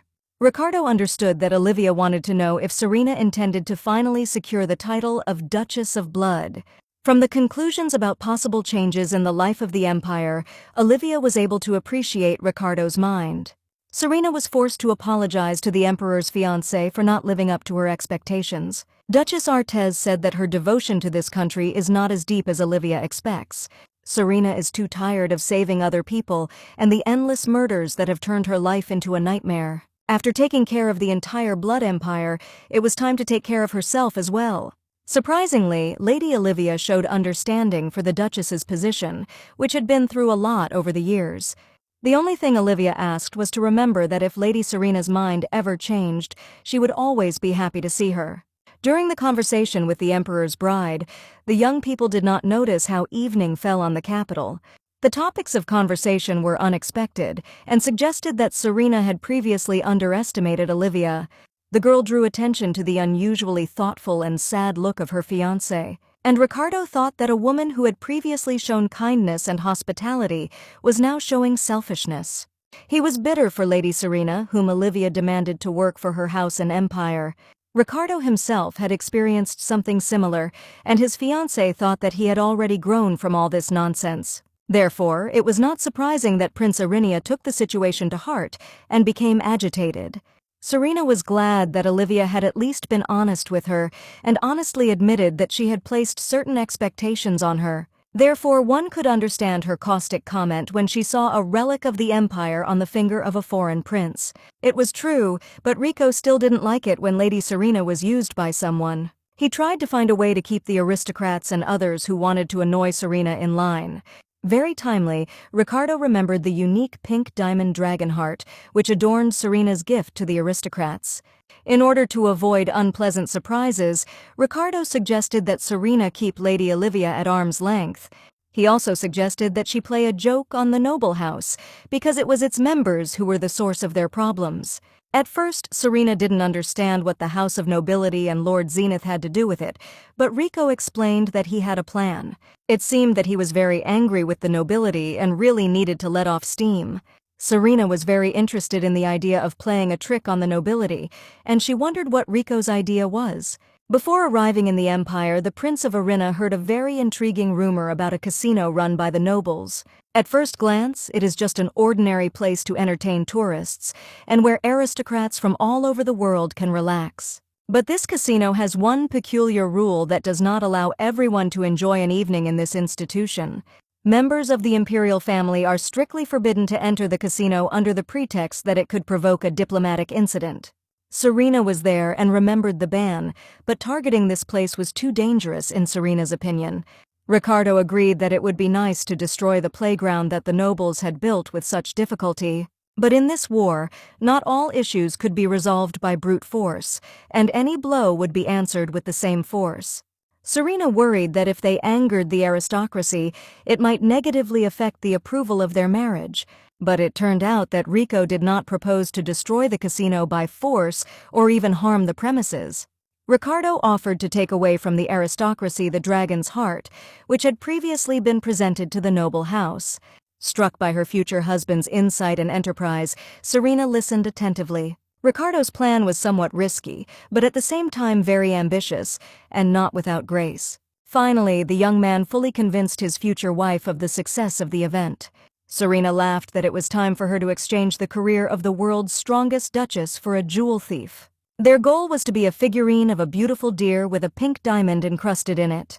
The dragon's heart was placed directly on the head of the noble animal, so that everyone could appreciate the purity of the stone. The visit of Serena and Ricardo to the residence of the Duke of Zenith surprised the owner of the estate and made him assume that there was some business. But Serena took advantage of the fact that they had known Duke Zenith for a long time and were even considered old comrades. In addition, the Duke had recently attended their engagement ceremony, and return visits were part of the etiquette of high society. However, today they had a completely different reason to visit, and that was the dragon heart. Serena wondered if her gift to the noble house was really in the possession of the Duke of Zenith. Surprised by Serena's knowledge, the Duke of Zenith confirmed that he had been asked to monitor the safety of the diamond. Lady Artez suggested that the stone must have been in the possession of the Marquis of Torton as a representative of the House of Nobility. Duke Zenith confirmed that this was the original plan, but it was abandoned, fearing that Lady Artez would destroy the stone in the Marquis's estate. It sounded like a confession that the nobles were still afraid of Serena and were acting like cobras in a jar. Ricardo thoughtfully reminded her that they were here to steal the heart, but Serena's attention was caught by an unexpected sound. It seemed to the Duchess that behind the high doors she heard a fragment of a conversation on a very interesting topic. As they approached the doors guarded by the guards, Serena and Ricardo heard a plea for help through the power of the dragon. Someone outside the door asked for permission to auction a pink diamond, not the dragon's heart. Rico confirmed to Serena that he had also heard this mention of the rarest pink diamond. After listening to the conversation, Lady Serena and her companion involuntarily slowed down at the closed doors. Duke Zenith casually said that if he had known in advance that Lady Serena would arrive, he would not have allowed himself any other guests. He confirmed that there were still visitors to the castle, but Lady Artez was unlikely to be happy about it. The air was filled with despair, and stacks of chips glittered and cards glittered on the luxurious velvet-covered tables. The trio of people who entered immediately attracted attention, possessing a rare charisma and aura of power. The people sitting at the gaming tables belonged to high society, which clearly followed from their appearance and their behavior. Serena was less and less pleased with what was happening, who felt the dislike directed at those who entered. At one of the tables was the Marquis Thornton, the head of the House of Nobility, which had great weight among the nobility. There were too many people in the living room for it to feel like a normal reception. The Marquis of Thornton greeted Serena, but apologized and refused to get up, citing old age and illness. This open display of dislike and disrespect threw Duchess Artez off balance. Ricardo silently watched his beloved, ready to come to the rescue at any moment. Remembering the purpose of their presence, Rico wanted to show Lady Serena the statuette presented to the noble house, but the Duchess confidently moved not in the direction of the treasure, but towards the bowl of fruit, where the beautiful red apples lay. Only after weighing one of these wonderful weighty apples on her hand, Serena paid attention to the figurine. The Marquis of Thornton and all those present could only watch what the Duchess would do next. Shouting to Ricardo to step aside, Serena threw the apple into the crystal display case with a confident movement. Crystal shards splashed in all directions, causing amazement and shock to all witnesses of the incident. The deer statue decorated with the dragon heart was left standing on the pedestal completely unprotected. Duke Zenith, calling Serena mad, immediately rushed to check that no one was injured by the shrapnel. But Marquis Thornton, ignoring the people, rushed to the statue to check on the dragon's heart. And immediately he heard a snide comment from the Duchess of Artez, who reminded him of his health complaints. Marquis Thornton showed everyone with his jump that it was not so difficult for him to get up. Standing in the glow of the dragon fire, Serena Artez asked the Marquis if he wanted to greet her properly. That evening, under the impression of visiting the casino, Serena and Ricardo while away the evening playing cards. Lady Artez was very absent-minded, and Rico constantly had to remind her of the turn order. Once again, not hearing an answer to his question, the young man asked if everything was okay with Serena. Serena's body was fine, but in her head, she did not expect to meet these old vipers from the noble house. However, she managed to check the statue, and they eventually apologized for their disrespect. Serena was confident that she would be able to deal with their defensive magic quickly, even though she was advanced. The girl asked Rico if the voice they heard in the hallway seemed familiar to him. Ricardo believed that this was Baron Rotto, a young man from the literary evening of the Countess Fürsch, who was trying to start a fight. His words took Rico by surprise. Even in the kingdom of Arin, pink diamonds are extremely rare and valuable. The memory of Serena crushing the rarest of the pink diamonds, Dragonheart, filled her with regret. In the gossip column, it was written that Baron Rotto had a huge debt due to gambling. This forced the Baron to sell all his possessions, and the pink diamond was the last thing he had left. It was strange that the almanac wrote that the Baron's pink diamond had been stolen, and he said from the Duke of Zenith that he wanted to put it up for auction. In fact, there was no theft. Rotto used a pink diamond to take out a loan, but later squandered this money as well. It became clear why Baron Rotto wanted to sell the diamond quickly and anonymously, because you can't trade what you don't have. Then everyone would have the feeling that a stolen pink diamond appears at auction. Suddenly, Serena felt a nice cashmere blanket on her shoulders, which came in handy. With bewilderment, the girl looked at Ricardo, who had so carefully thrown a warm thing over her. In response to her silent question, Rico said that the Duchess's outfit seemed too light to him, and he thought that she might be cold. She had to remind him that she was perfectly fine, except that she had no heart. And when Rico agreed with her and admitted that she was much more resistant to life's hardships, Serena realized that she had answered too coldly. At such moments, she felt that even a fake heart was better than no heart. And this thought led her to the Dragonheart diamond, and then to the question of how to distinguish a fake. Triumphantly, the Duchess of Artez told Ricardo that she now knew what to do. She suggested that he change the plan a little, and for this he had to convince Baron Rotto that Rico would sell his pink diamond. After obtaining Baron Rotto's pink diamond, it had to be swapped with the Dragonheart. Finally, the day of the auction came, for which Serena and Ricardo had very big plans. The casino amazed with its luxury, and the pleasant knock of the ball on the roulette simply made you make several bets. Since Lady Serena's last visit to this place, it has become much more spectacular. This was not surprising. The casino was also visited by the nobles of neighboring kingdoms. Business flourished. Duchess Artez had not been invited since Eric had appointed her as his assistant. This was the reason for the murmur that went through the hall. Everyone knew that imperial assistants were not allowed to enter. Serena had fun joking with Ricardo, who even dared to take her hand in front of other people. The auction was about to start, and the young people needed to get inside to carry out their plan. The first lot of the auction was the painting Lake Rotto, a magnificent landscape by an eminent artist for 5,000 gold coins. But the opportunity to bargain did not present itself to those present, because Lady Serena immediately doubled the amount. Ricardo held up the number plate, and Serena monitored the reaction of others to her actions. She planned to take revenge on the aristocrats for all the time they kept her away and wanted to take every lot. According to Ricardo, the desire matched his ambitions, so the emerald necklace of the ruling Tritana dynasty also went to Serena. They were followed by an elegant amethyst casket inlaid with ivory and gold for 8,000.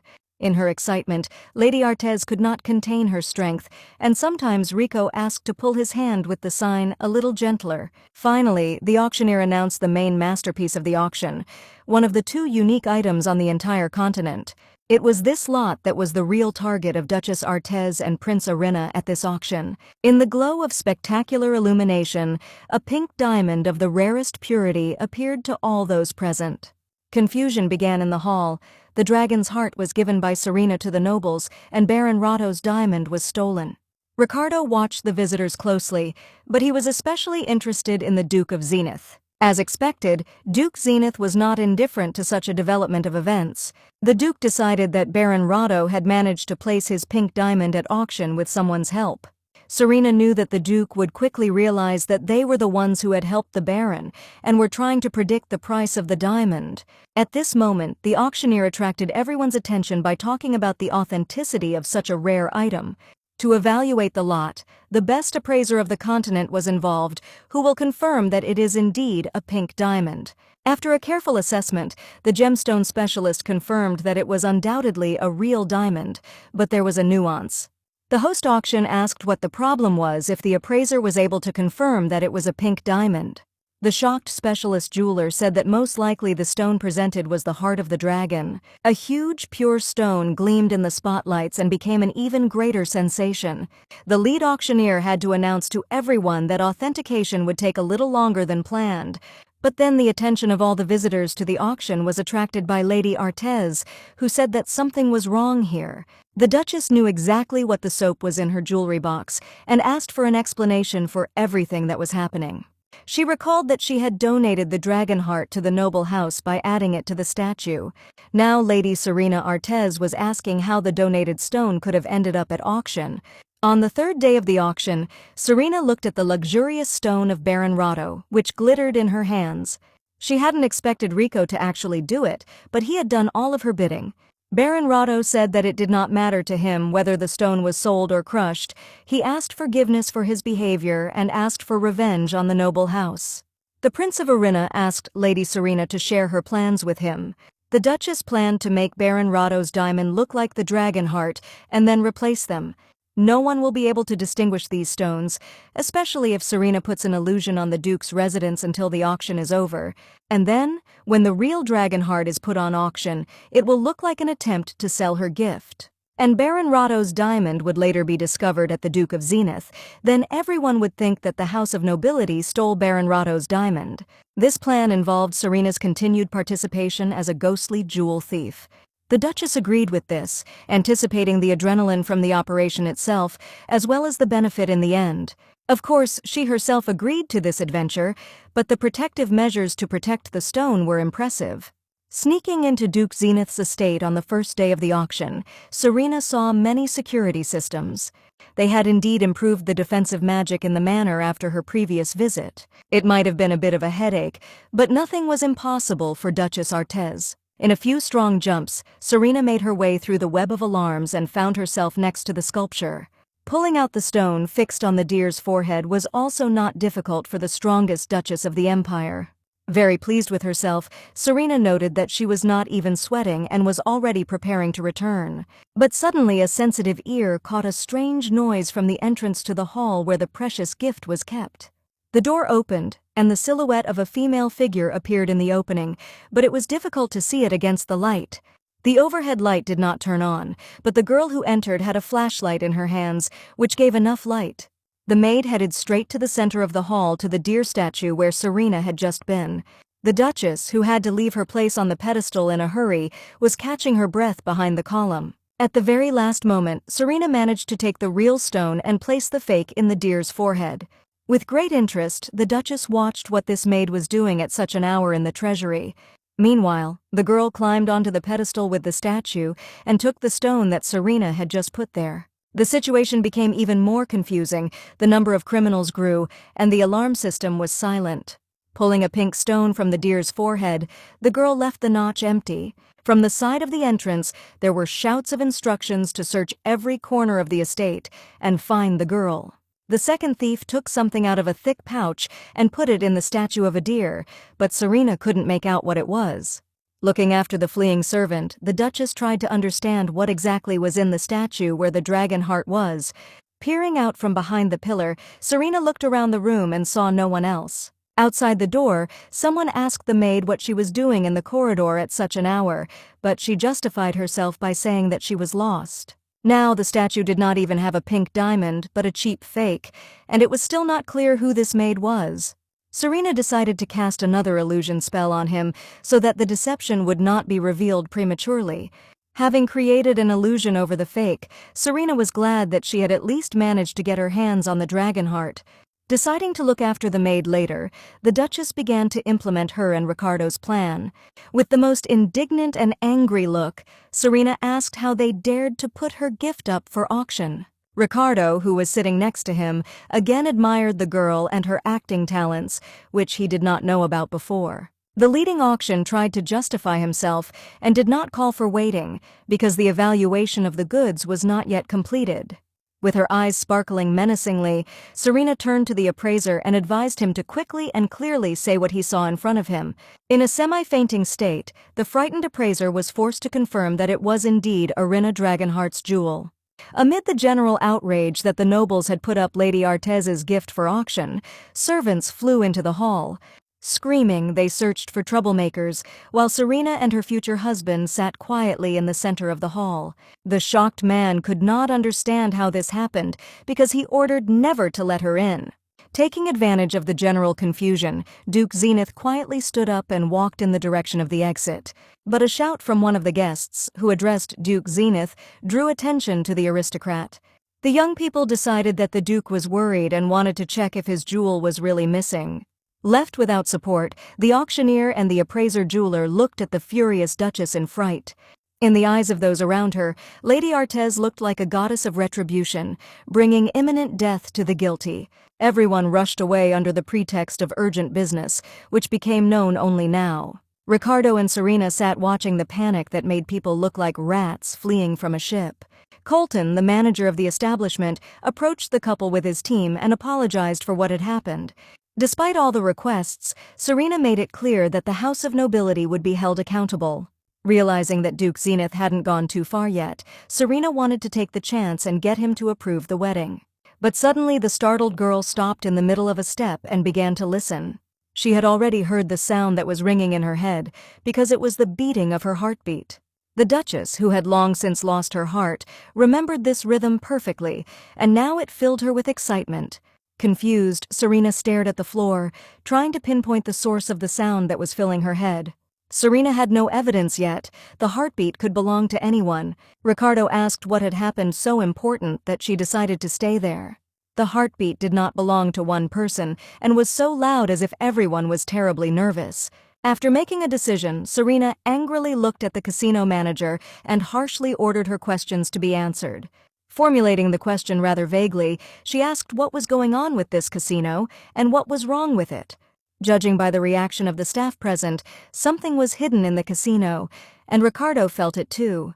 Though not as clearly as Serena, he too picked up on the fear of the casino workers present. Ricardo said he felt a spring somewhere beneath his feet, something like a very faint earthquake. Both Duchess Artez and Prince Arena felt a call for help reaching out from the ground. Lady Serena was sure that there was definitely something in the cellars worthy of their attention. Wasting no more time on questions and searching for answers, the Duchess began to act decisively. With each step, the steps became stronger, although the casino manager assured that there was nothing in the basement. But Serena no longer believed any of the casino representatives and preferred to listen to her intuition. At last she stopped in front of a huge bookcase in which she felt a source of attraction. The faithful Ricardo was near and, assuring him of his loyalty, offered his help. Colton, standing at the head of a team of casino employees, warned that if Serena continued to interfere, they would not stand aside. Ignoring the threats to call the guards, the girl took hold of the closet doors in search of an entrance. Then, deciding not to waste time, she simply threw the cabinet away from the wall using her phenomenal strength. Along the way, she warned Colton that she would be amused by the army of a couple of flimsy boys he had threatened. And now Lady Serena was going to find out what was going on in the casino and what had been hidden from her for so long.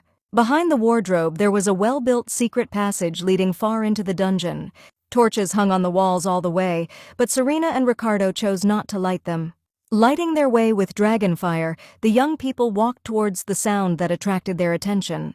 The owners of this room did not even put up a soundproofing barrier, and the Duchess hoped to find something worthwhile. As they walked, Ricardo said that during the auction he had overheard the conversations of the nobles. He did not know the details, but those who visited the casino more than 10 times received a key that opened a certain path. This meant that something was hidden in the dungeon that was only available to regular casino visitors. This is how Serena explained why she and Eric did not know anything about what was happening in the casino. Rico's question about whether she believed in His Majesty's innocence made the girl think. Talking about the possible pretense of the Prince of Blood, they came to a massive door upholstered in wrought iron.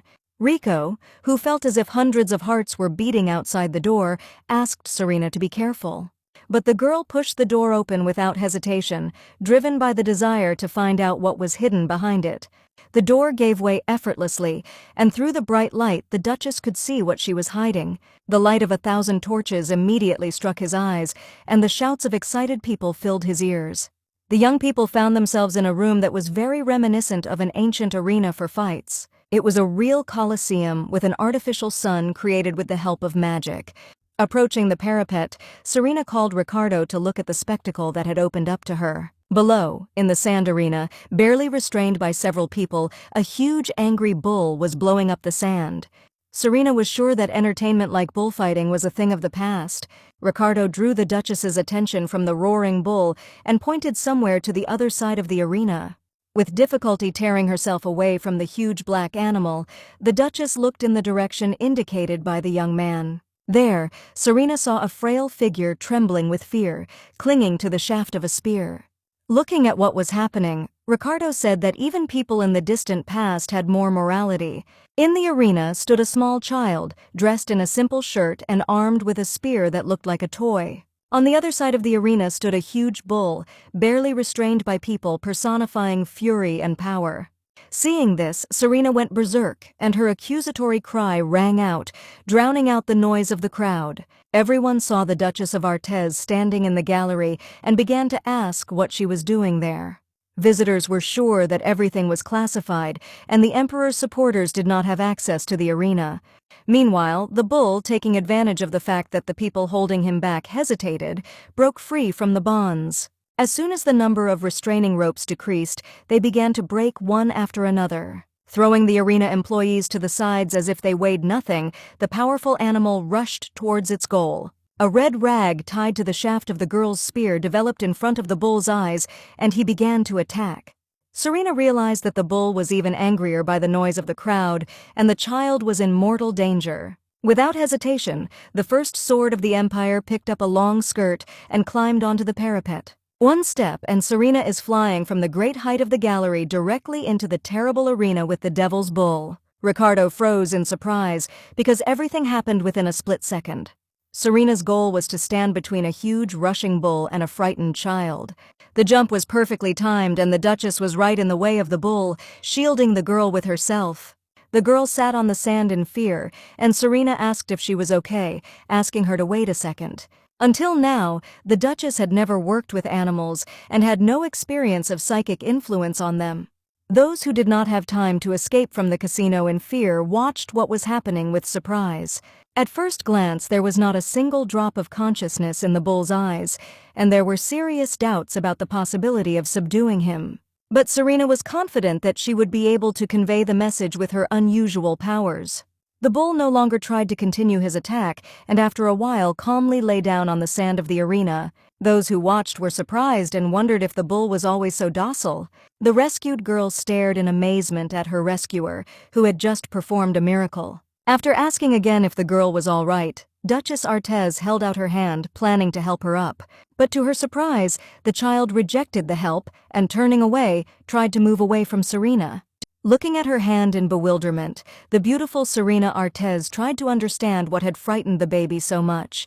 By this time, Ricardo had descended into the arena, and approaching Serena, he asked if she had been injured by a bull.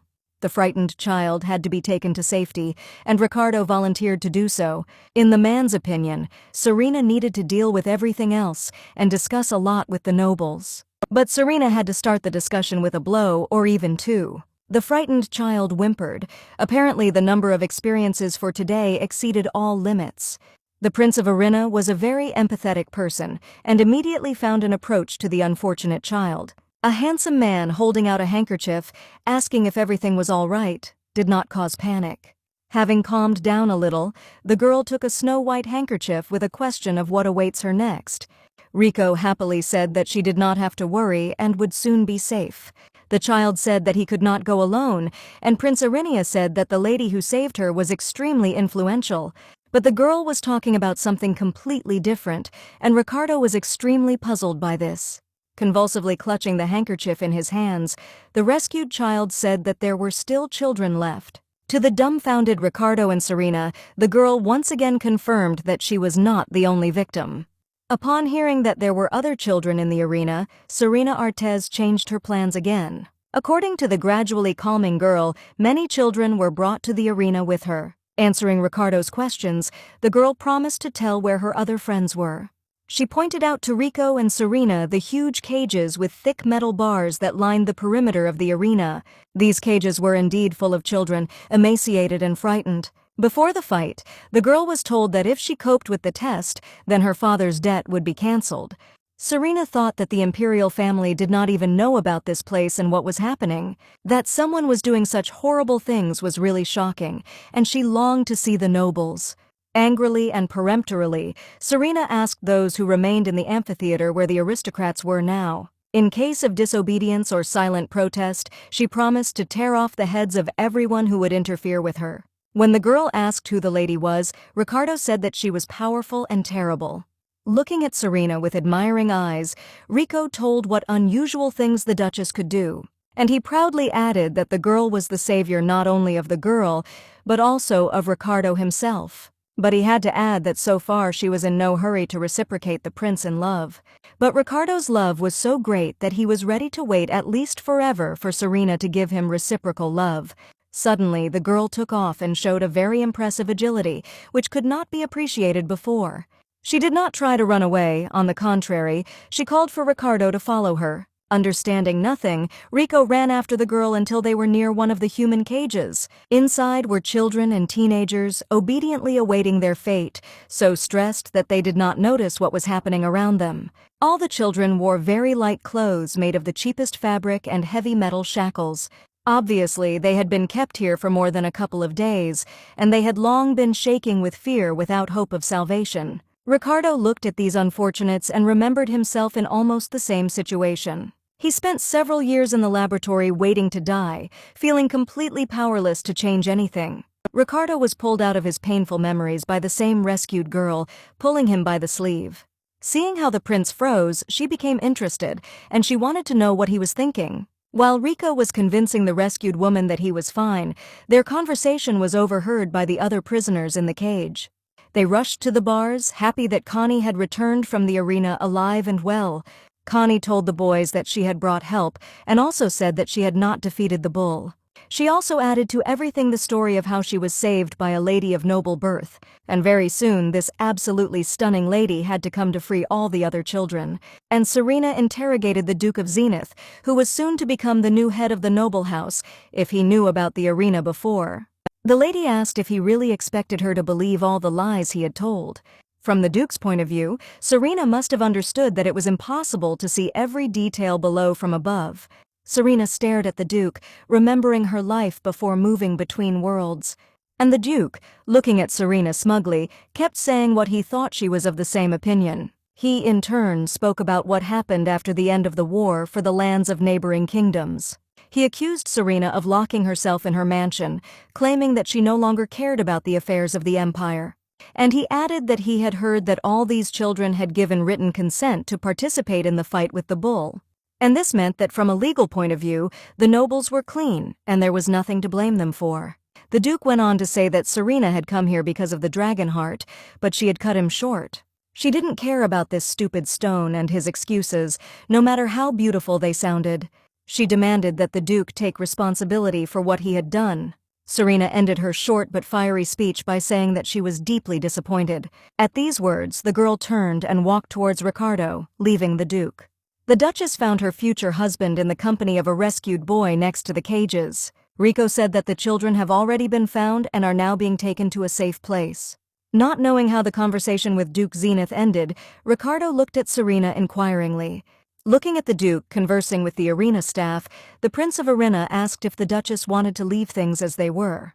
Serena shared with the man the idea that destroying this place would not solve the problem. The girl tried to explain to Rico how she felt at the moment. While at war, she was forced to kill a huge number of people.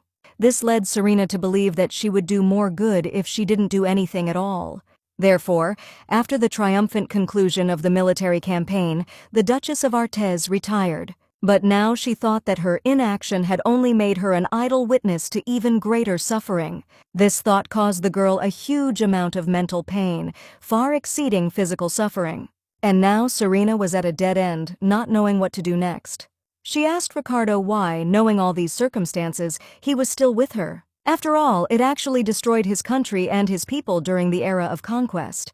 To which Prince Arinia retorted that she had never been an idle witness. All the while, she had been fighting alone for a good cause, in Rico's opinion. As for their complicated relationship, Ricardo's only desire was to be with Serena while she was with him. Saying these words so necessary for the girl, the prince gently looked into her eyes, giving her a feeling of protection for a while. Trying to cheer up Serena, who had just shared her painful memories with him, Rico wanted to hug her. But Duchess Artez took his hand and pushed it away from her face. She said that he had even managed to fool her for a second, and they almost thought they were a good person. But Serena continued to feel like a person who brings only suffering. Surprised, Ricardo asked the girl with anguish if it was really so difficult for her to believe in her positive qualities. He reminded the girl of how she had saved the child, taken the time to listen to Lady Olivia, and stood up for Lady Lorne. And before all this, Duchess Artez saved the life of Prince Arinia. And all this was done not for selfish reasons, but in the name of a good cause. Serena agreed with this, although she still had no idea what kind of salvation Rico was talking about. Ricardo was silent for a while, because it was still difficult for him to talk about one of the most dramatic periods in his life. But then he admitted that thanks to Serena, he can do what he wants and live freely outside the laboratory. For this, the girl offered Rico to thank her mind, and asked to send all the rescued children to her estate. As a result, there were more children than Ricardo expected, and he asked Serena about his future plans. And to begin with, the most formidable Duchess of the Empire planned to arrange a grand holiday. The table was bursting with all kinds of desserts that were only known in the Empire. Serena offered the girl to take whatever she liked, because it was prepared especially for them. It was clear from her eyes that the girl saw much of what was on the table for the first time. Perhaps it seemed to Serena because she hadn't seen her children in a long time, but Connie seemed very cute. But for all the friendliness of those around her, the girl seemed very embarrassed and constrained. One could even assume that something was still weighing her down very much. In fact, now for a child who had suffered a severe trauma, everything looked completely different. Therefore, the girl refused everything to the last, and Serena did not understand what this excessive politeness was for. Finally, Connie found the strength to say that she was just afraid of soiling the table. She was from a poor family and they didn't have the money to repay the fancy treats. All the other children agreed to stay at the Duchess of Artez's estate, and Connie insisted on returning home. Serena realized that this child could not be bribed with sweets, and she needed to speak directly. The Duchess told the girl that she knew about her younger brother's illness, which was the main reason for the expenses. Connie showed gratitude that Serena gave her family the amount that was supposed to be the reward for the bullfight. But if the problem was solved, the girl still wanted to return home now. Serena had to tell the girl directly that it would be impossible now. She no longer presented it as a suggestion or a request, it was an order. Serena still tried to explain that her parents sold her to pay for the treatment of their second child, and after all that has happened, they are unlikely to welcome the girl with open arms. Understanding the complexity of the situation for the girl, the Duchess was ready to help the girl. She offered Connie and her brother to live for a while at her estate. And so that it does not look like a handout, Serena suggested, considering it a favor that can be paid for later. Having made such a generous offer, the Duchess gave the girl unlimited time to think. And while she hadn't made up her mind yet, Serena suggested that she still try her chef's best desserts. The inspired girl, from whose soul a stone of uncertainty had fallen, finally paid attention to the table. The chic chocolate cake embodied all the ideas of a better life, and she decided to try it. Having never tasted anything so delicious before, Connie remembered the best moments of her life. Serena watched with tenderness the shocked girl, who for the first time tasted the best creation of the pastry chef. The Duchess wanted only one thing from Connie, that in the future she would help the same child as she is now, and while she was not yet grown, she could calmly think about it in the estate of the Duchess of Artez. Connie was very grateful, and Serena remembered Rico's words spoken in the arena. She did not fight for a good cause, but only looked for a piece of humanity in this heartless body. Perhaps in the case of Connie and her brother, Serena managed to find this mysterious substance. But if her actions really helped others achieve a brighter future, it was a life of dignity. Such thoughts crossed Serena's mind as she pondered what to do next, and now she was sure that she had found a decent way to live until she became a normal person. In the living room, where everything was just screaming about the wealth and high status of its owners, a cup of tea quietly landed on a saucer. Duke Zenith reported that Serena had turned both the casino and the arena upside down.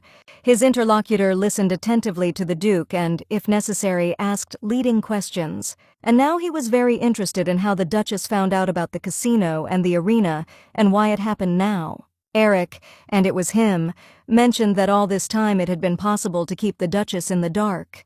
When thinking about the reasons for the leak, Duke Zenith pointed out one interesting detail. It seemed to him that Prince Ricardo knew in advance about the bullfighting arena. It was very strange that at first the Duchess was just present at the Dragon Heart incident, and immediately after that, Serena suddenly found out about the arena where bullfights were held. The Prince of Blood agreed that this was suspicious, but it wasn't enough to draw any conclusions. Eric asked the Duke of Zenith to watch the couple for a while, and the Duke decided to clarify what to do with their marriage. As things stand, the only thing left for Eric to do was to appease Serena's anger by approving her marriage. It wasn't the Duke's fault, it just took too long, but it had to happen someday. Once upon a time, the marriage had to be approved, but there were some things that the heir of blood still saw as a problem. Eric looked at the wedding petition again, remembering and putting all the facts together. A few months earlier, there had been a banquet in honor of Prince Ricardo's welcome. At that reception, Eric and the Duke shone in the company of the same magnificent aristocrats as they were. At one point, Eric overheard Ricardo talking about dancing with the Duchess of Artez. Prince Arinia proudly told that it was to him that Serena honored and gave him the first dance. Then the heir of blood noticed that the Prince of Arena had gone out onto the balcony with Serena and had returned alone. He saw the two discussing something on the balcony, but he couldn't hear because of the distance. The fact that Eric had no idea about the subject of their conversation caused him a great deal of annoyance. Especially since then Prince Ricardo returned from the balcony with a very smug look. It was strange, after all, he was only the prince of a ruined kingdom.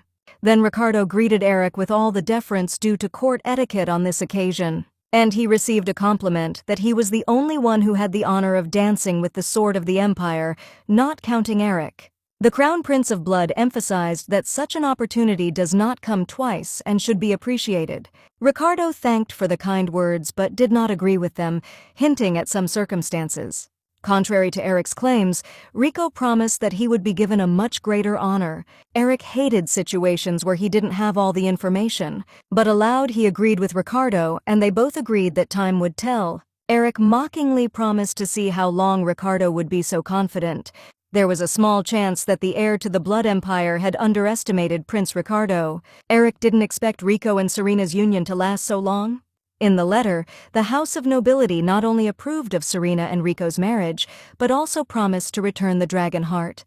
Ricardo, who was sitting next to Serena, noted contentedly that this was great news. And since the issue of the wedding was resolved, Serena offered to go in search of her heart. Ricardo believed that the wedding should be held first, and besides, today was a great day for relaxation.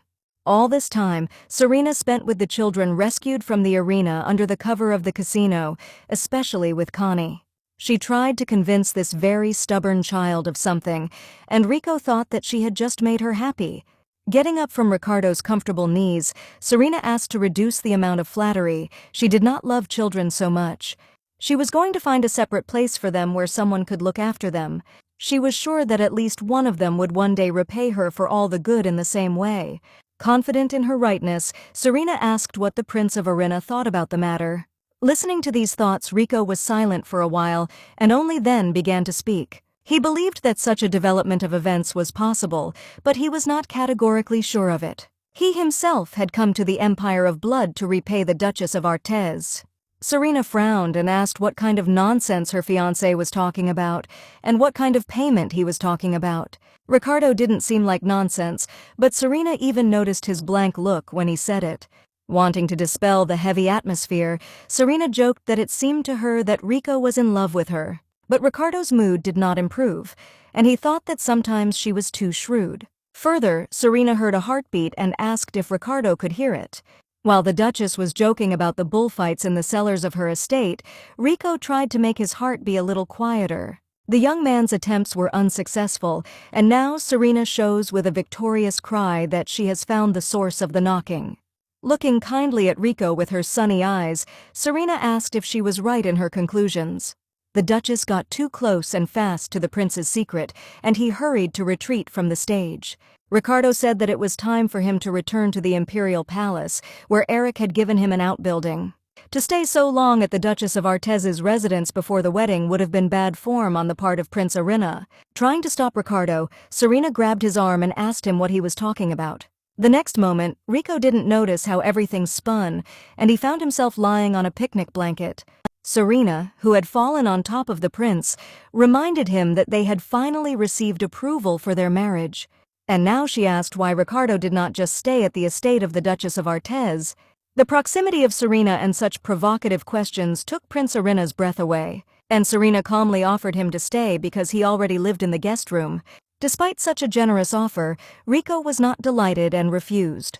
Serena noticed a change in the groom's mood and, understanding the reason for the refusal, said that it was his choice. She was not going to put pressure on the young man and completely trusted his decision. But when Serena asked Rico about the timing of his departure, he interrupted her, informing her that she had misunderstood him. He doesn't want to just stay at the Duchess's estate, he wants to live here permanently. Hearing this, Serena fell on a soft plush picnic blanket with a laugh, telling Rico that she was just teasing him. Serena couldn't help but laugh at Prince Irina's charming reaction. Ricardo was ready to share a bedroom with Serena right now, so he didn't sulk now, but just lay down next to him on a blanket. They had met at a ball in the spring, and now the air was already smelling of autumn and yellow leaves began to appear on some trees. Exhausted by the beautiful weather, Rico invited Serena to put her head on his arm, and when the girl said that she could take a little nap, he promised to wake her up if necessary. Ricardo's shoulder was made for Lady Serena, so comfortable it was. She didn't remember the last time she had lain like this, carefree, enjoying her free time. It was a really great offer to organize a picnic in the park and escape from everyone together. A small, delicate leaf, circling a little in the air, fell on the tender cheek of the schoolgirl. This small touch was enough to pull her out of the world of dreams. The girl opened her eyes, remembering where she was and how she got here. It was a beautiful day when the sun was warm and gentle, and the clouds ran after each other, forming bizarre shapes. Two schoolgirls hid under a canopy from the sun to preserve their snow-white skin. The lunch break was almost over, but the girl managed to take a great nap. After awarding Hee-young's legs the title of the best pillow, the schoolgirls began to get ready for the next math lesson. Hee-yeon cheerfully joked with her friend, assuming that she would sleep on mathematics for the entire lesson. Serena asked me to believe in her because she had just slept through the entire break and was ready to hold out on math. For a friendly conversation about dinners in the dining room and pork cutlets, the girls reached the right building. One of the students training in the schoolyard asked if it was the chairman's niece. They talked about Hee-yeon, calling her an untouchable disciple that even the teachers hadn't messed with. Hee-yeon heard people discussing how she always spends time with some slacker. It was really so, and it was not immediately possible to understand what was the ringleader in this inseparable couple. Hanging on to her friend Hee-young, the girl suggested that they hurry up if they weren't going to be late. Se-yeon's sleepiness has long been legendary, not only among her classmates. It seemed that there was no place or situation in which the schoolgirl could not fall asleep. Hee-young's best friend was angry because it was too difficult for Se-yeon not to fall asleep even in class. When the teacher, noticing the dormouse, went straight to her, Hee-yeon was very worried about her friend. But even a sharp shout with an order to get up quickly could not make the schoolgirl move faster. The math teacher was strict, and being angry because of such a disrespectful attitude to the subject, he was very frightening. And when Kim Se-young realized who exactly was standing in front of her with such a menacing look, she felt as if she was thrown into the air.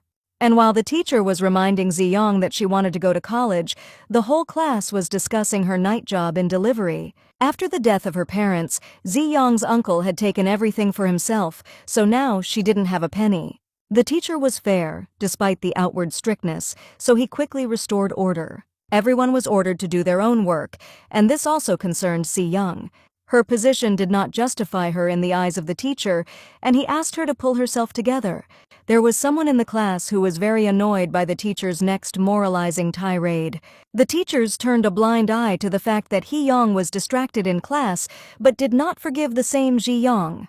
Se-young didn't understand what the special treatment of her was, and what exactly she was guilty of besides sleeping in class.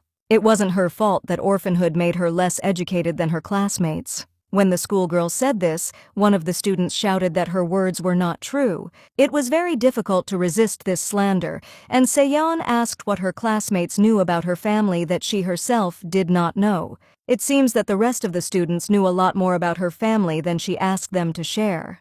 She always had the faithful Hee-yeon by her side, and the girl could only count on her support. This friendship had always made Seyeon especially happy, because not everyone had such a close friend. At that time, she did not particularly care about what was happening around her, and she did not pay attention to gossip. But she often thought that it would be great to live the next life as Hee-young. To be born in prosperity in a respected family, not to need anything and to be able to help others. Just like Hee-young was doing it now with Kim Se-young herself, and with everyone in need of help.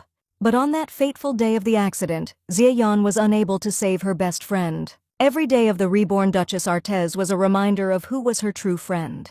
Serena hoped that she would have another opportunity to make another equally beautiful friend. She was very curious if there was someone like Hee-yeon from her previous life in this world. Thinking who it could be, Serena watched the calmly lying Prince of Arinia. Ricardo slept and was a model of purity and innocence, with an ideal appearance. Chuckling, Serena remembered that he had promised to wake her up, but in fact he had managed to doze off. To prevent Rico from freezing in the shade, Serena carefully covered him with a warm blanket. Thinking aloud, she asked if they would stay together even after she got her heart back. In this case, according to the girl, they could try to become friends like she and Hee-yeon once did. Ricardo's face, who had not really slept all this time and heard everything, reflected suffering. Very soon, Prince Ricardo was already preparing for the return trip to the Imperial Palace. He informed Serena that he did not want to disturb the Duchess at her estate any longer. They finally got their engagement approved after dealing with the arena. And now Prince Arinia suggested that Serena take a break and rest for a couple of days. Although the real reason was the anxiety that if he stayed at the manor, Serena would understand his real feelings. Getting into the carriage, Ricardo replayed the events of the picnic over and over in his head. I remembered how Serena dreamed of remaining friends after they found her heart. Then, hearing the word friends, Ricardo almost gave himself away. It was so unexpected. While Serena spoke out loud, thinking that Rico was asleep, he was lying in a complete mental knockout. Serena, who had come to see Ricardo off, seemed perfectly pleased, though she said she would be glad if he stayed. At that very moment, the butler came up to the Duchess and gave Serena an urgent message. The servant said that His Majesty the Emperor wished to speak with Lady Artez in person. Sitting in the carriage, Ricardo heard that Eric had called his fiancée to him for some conversation. Serena quickly decided to go to the Imperial Palace as well, and it was worth preparing for the visit. The Imperial Palace was beautiful as usual and beckoned with bright banners and multicolored turrets. Serena was bored waiting for the end of some meeting of the Emperor to which she had not been invited. Her patience was running out, given that the initiator of the meeting was Eric, not her. At last, Duke Zenith appeared from the door and called to the Duchess Artez. He reported that His Majesty the Emperor was waiting for the first sword of the Empire for a personal audience. Without any respect, Serena took note of this and went to the office where the meeting had been held earlier. At first glance, Eric was cheerful and friendly, and he was very happy to see Serena. With a displeased face, Serena asked why such a busy man needed her. Eric remarked that Serena herself probably had a lot more to do, given the preparations for the wedding, the story with the casino. Serena did not deny that if the aristocrats had not committed that crime, she would have had much more time. Looking directly into His Highness's eyes, Serena asked to answer her question honestly.